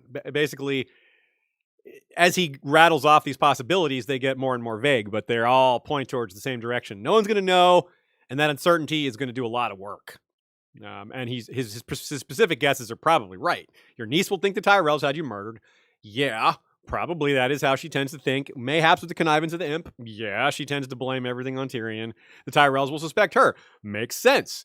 She wants to get back in charge. They know that. Kevin's the one that arranged the walk. They know that she knows that. Someone somewhere will find a way to blame the Dornishman. Yep, that does seem to happen. So it's exactly what he wants. None of them uniting. Meanwhile, the rest of the realm unites around his candidate instead. And you gotta hand it to him. It seems like, at least in the short term, it's probably going to work. But again, the short term. It does have this chapter again has a bit of Jon at the Wall feel. How are all these factions going to react to this important murder of a leader? Some of them were loyal to that leader, not in the way that Jon's loyalty to Jon works, because Jon's like the kind of guy people really get behind, whereas Kevin doesn't really have that kind of charisma. But still, the blame on his death is going to cause a lot of suspicion, and there's going to be fallout, and it's really hard to predict how and why. And well, the why is pretty straightforward, but the order, again, just like at the Wall. Who's going to learn what first? Who's going to learn about Sir Patrick versus who's going to learn about Jon versus who's going to learn about the order of these things? Who's going to learn about who did it? Same here. Different orders, different people finding out things in different times and reacting based on what they know, and they may not always have all the information. So again, big old conundrum. Another one of the very small mentions here is Kevin thinking about the Rosby inheritance, which is something that's just been an oddly recurring thing for something that seems minor, which might mean it's not going to be minor in the long term. And a couple of y'all, including Nina, still think that Oliver Frey is the best bet. One or two people mentioned the possibility that Bronn will use the Stokeworth relation to Rosby to try to take it himself, or for one of his allies if he ends up like reuniting with Tyrion or Aegon or something like that. Who knows? So a lot of possibilities there. Just don't sleep on that plot line so you're not surprised by it when it potentially becomes important. So there's a lot of we don't need to do it again, but I want to remind you all of the comparison of Aegon and Dany and how this so-called perfect prince is, as I've said plenty of times, pretty impressive. But again, it's just no substitute for what has actually been learned by Dany going through her real experiences and, of course, having real dragons as well. Rolling Night adds another comparison to this pastiche of comparisons that I really like. It's not an Aegon Dany thing, but an Aegon versus Renly. And he reminds us of Olenna's quote, which is about Renly, which was gallant, yes, and charming, and very clean. He knew how to dress and how to bathe, and somehow he got the notion that this made him fit to be king. You could change that description. It was like, okay, so this guy has been schooled well. He knows how to make nets. He's felt fear before. It's a little better, but it still is pretty much in that same like Renly line of, yeah, this guy, everyone thinks this guy is great, but what has he actually done? Where are the personality traits that make us think good ruler? The personality traits we've seen so far, like, okay, brave guy. Maybe he's a good warrior, but that's not, we've seen what warrior means in terms of leader or king. It means very little. Robert, great example. Great warrior. Terrible king. And he's not nearly the only example. Will Moss, the knight of, he's the knight of the afternoon, mid-afternoon? I forget. The sword of the afternoon. Is a great nickname. I'm sorry, I couldn't remember it exactly. He says, to mark this momentous moment in Valar Rereadis, thank you for all of it. Thank you as well, Will. I hope you join us for the future of Valar Rereadis as we move on to different stuff, and for the wrap-up where we will try to compile some of all the facts and figures and everything that we did, trying to commemorate what we've just done. Nina jumps in to say, pour one out for the end of mainline Valar Rereadis. Yeah, do it. Cheers, everyone. Pour one out or take a sip or however you celebrate. It's a pretty big milestone for us. I'm a little proud. It's a lot. We've done through a lot, and I'm really happy with how much better we all understand the series. I think the fandom is better the more of us get really deep into it. The more of us know these things, the more of us can talk about them, the bigger it all spreads, the more we all attract new people to it, because our love of it, our excitement for it is infectious, like the pale mare, but a good disease. So back to Varys. It's funny, when this book came out, there was this chapter, despite the bajillion things we could say about it or the bajillion ways it could take us other directions and think about, one of the first things people got really into on the Westeros.org forums discussing this chapter was this end moment. Not what it means, but just the fact that people can't parse why Varys is saying all this stuff out loud. Like, is he really just spilling the beans like a fourth wall villain? Maybe. That might be it. Like, I don't know what George was thinking exactly. I can't pretend to sit here and tell you exactly what George was thinking, but I think this is just, he's a human being. He's a refined, disciplined guy, and he's excited. His plot that he's been waiting for 20 years to put together, if not longer, is finally coming to a head, and he's making doing these final touches and making moves he's been waiting forever. You think? I bet he wanted to kill Pycelle long ago. That is an annoying dude. He's like, finally, I get to kill Pycelle. Finally, I can do it. I bet he was kind of happy to do that. So, I don't know. I think maybe he's just a little excited, maybe a little giddy. He's like, I'm finally getting to do all this. Even someone as controlled and refined as he is, like, finally, his moment is come. And it looks good. It looks like it's going to work because he's not aware of the supernatural stuff. So,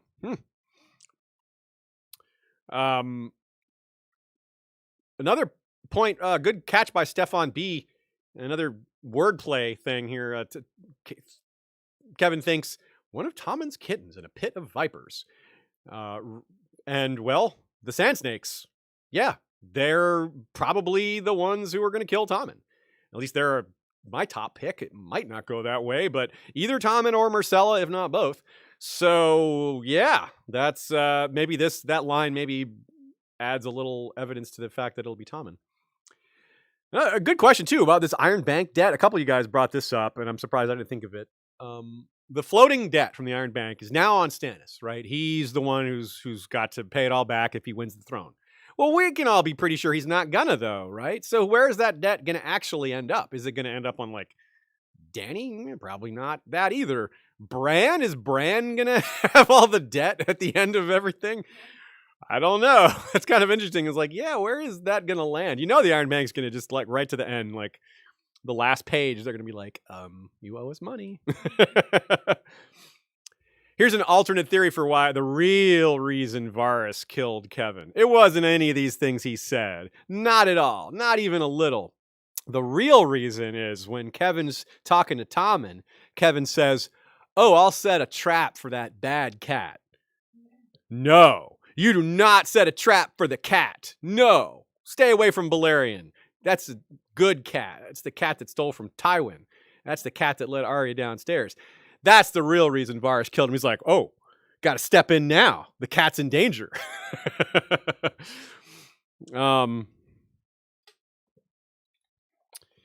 Okay, so a few more super chats. Sanrixian says, working on a Sunday, was made better by this. Thank you and congratulations. Well, thank you, Sanrixian. And everyone, check out Threadless, the Sanrixian's Threadless store. Really excellent stuff there. We can try to return the super chat favor by getting you a sale or two there, Sanrixian. Back and forth. Everyone wins. And hope you're doing well. Lady X sends a party pair. Thank you, Lady X. That's pretty cool. Party pairs are the best pair. Jonathan Hagee, someone who's been giving us great takes through off and on throughout Valar Rereadis, and who is a great person. I'm curious when John Hagee started listening. I feel like he's one of our older listeners. Yeah, maybe. Shout out to John Hagee for being an OG History of Westeros.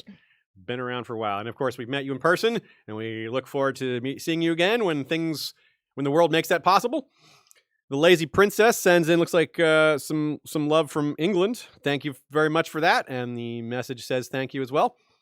Patrick Sand says, one thing we could cover more thoroughly, I asked for suggestions on that, was did Jon break his vows, and is Dany mad? Well, we definitely covered those things in part, but yeah, we could go into more details on some of those things. Thanks for the suggestions. That's a great idea.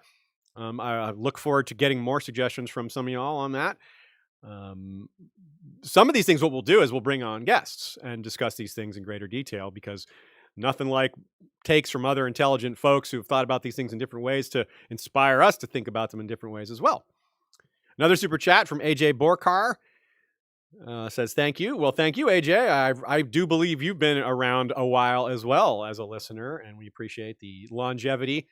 This fandom has been around a while. It's going to be around a while. I consider it a forever fandom. I feel like I'll be in this fandom till the day I die. And yeah, I feel like picture it's gonna keep a Lord going. of the Rings, a Harry Potter even. Like, there are just some fandoms that even when there's not any new material that'll ever be released again, there will be new material released again. Yeah. We got in, whether you got in a month ago or 10 years ago or 20 years ago when the first book was published, it was a good decision.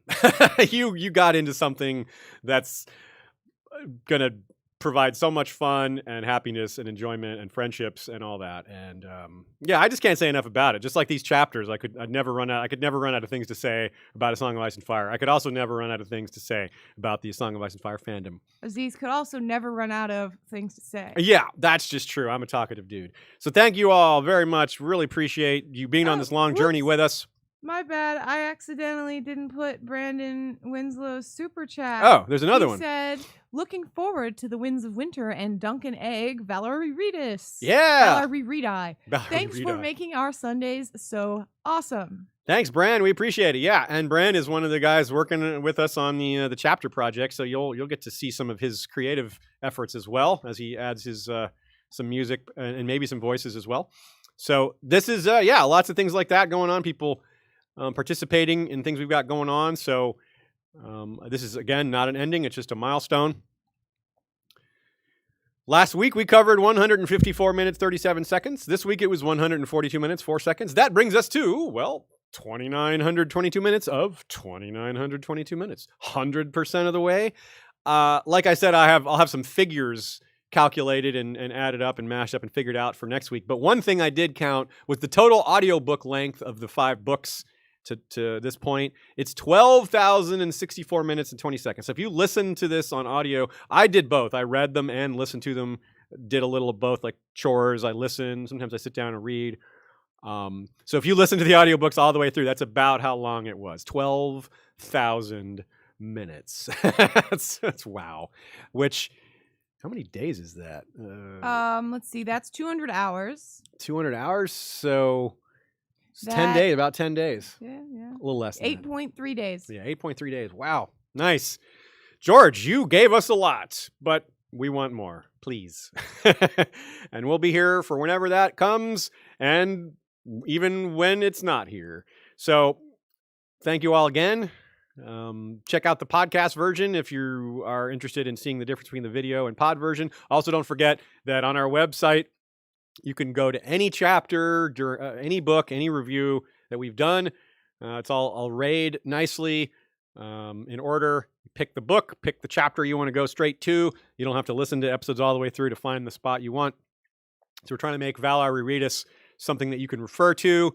You don't have to just listen to the whole thing. We try to, you can listen to it in parts, pick out a spot, kind of focus in on that. We hope it's a great tool for entertainment and preparing for the Winds of Winter, both. We mentioned a couple of our scripted episodes. The Battle of Fire, of course, was a big one. That one's pretty much been a part of all the recent chapters leading up to that. The Hellhorn again. And of course, I mentioned Aziz versus the Dance with Dragons epilogue. If you didn't get enough, well, my takes from 5 years ago are pretty different than these. I left a lot of the better ones out of this so that they wouldn't be repetitive. And again, I'll say for probably the 5th time this episode, not over. We have a wrap-up episode next week featuring 2 of our MVPs for Valar Rereadis. That's Joe Buckley and Nina Friel. They'll be with us live as they usually are at the end of each book. Again, I want to shout out their work. Isle of Faces is a great podcast. Joe has just been getting better and better at podcasting. He was, newish to the game. It's a skill like anything else. And, following along with his writing and his actual podcasting, just you put this much work into something, you get better at it. I look back at my early episodes, I'm like, ooh, some of the ideas are pretty good, but the presentation, not great. Joe never had that problem, but nonetheless, you work at this enough, you get better at it. And I've noticed that with him. Nina as well, another person who came to this with a lot of skill, a lot of talent, but just more and more writing. You just get better at it. You get, and the material better. Nina's blog, goodqueenalley.tumblr.com, as I like to say, Good Queen Alley with 1 L. Check it out. She's written so much on so many topics. She has fun with things like house words, making up words for houses that don't have them. She's got a big backlog of those. It's really well thought out. She really touches on, gets deep into the history of those houses to come up with those. But more importantly, just writing about the series itself. A lot of knowledge on the history of the series. It's one of the reasons we communicate so much, is we're both particularly into the Song of Ice and Fire history. So yeah, check them both out. Huge thanks to them both for all their great work. Valar Rereadis would have been thinner, weaker without them. And also we'll have Lady Gwyn, our usual extra guest, who is a representative half of Radio Westeros. They're the show that we have worked with the most of any other podcast in this great community. There's no one that we've worked with more than Radio Westeros. And that's going to continue as well. So see you all next week for that, I hope. And if not, we'll see you for future streams. Thanks again to Joe and Nina. Thanks to Ashea. Thanks to History of Westeros Mods for all their great work.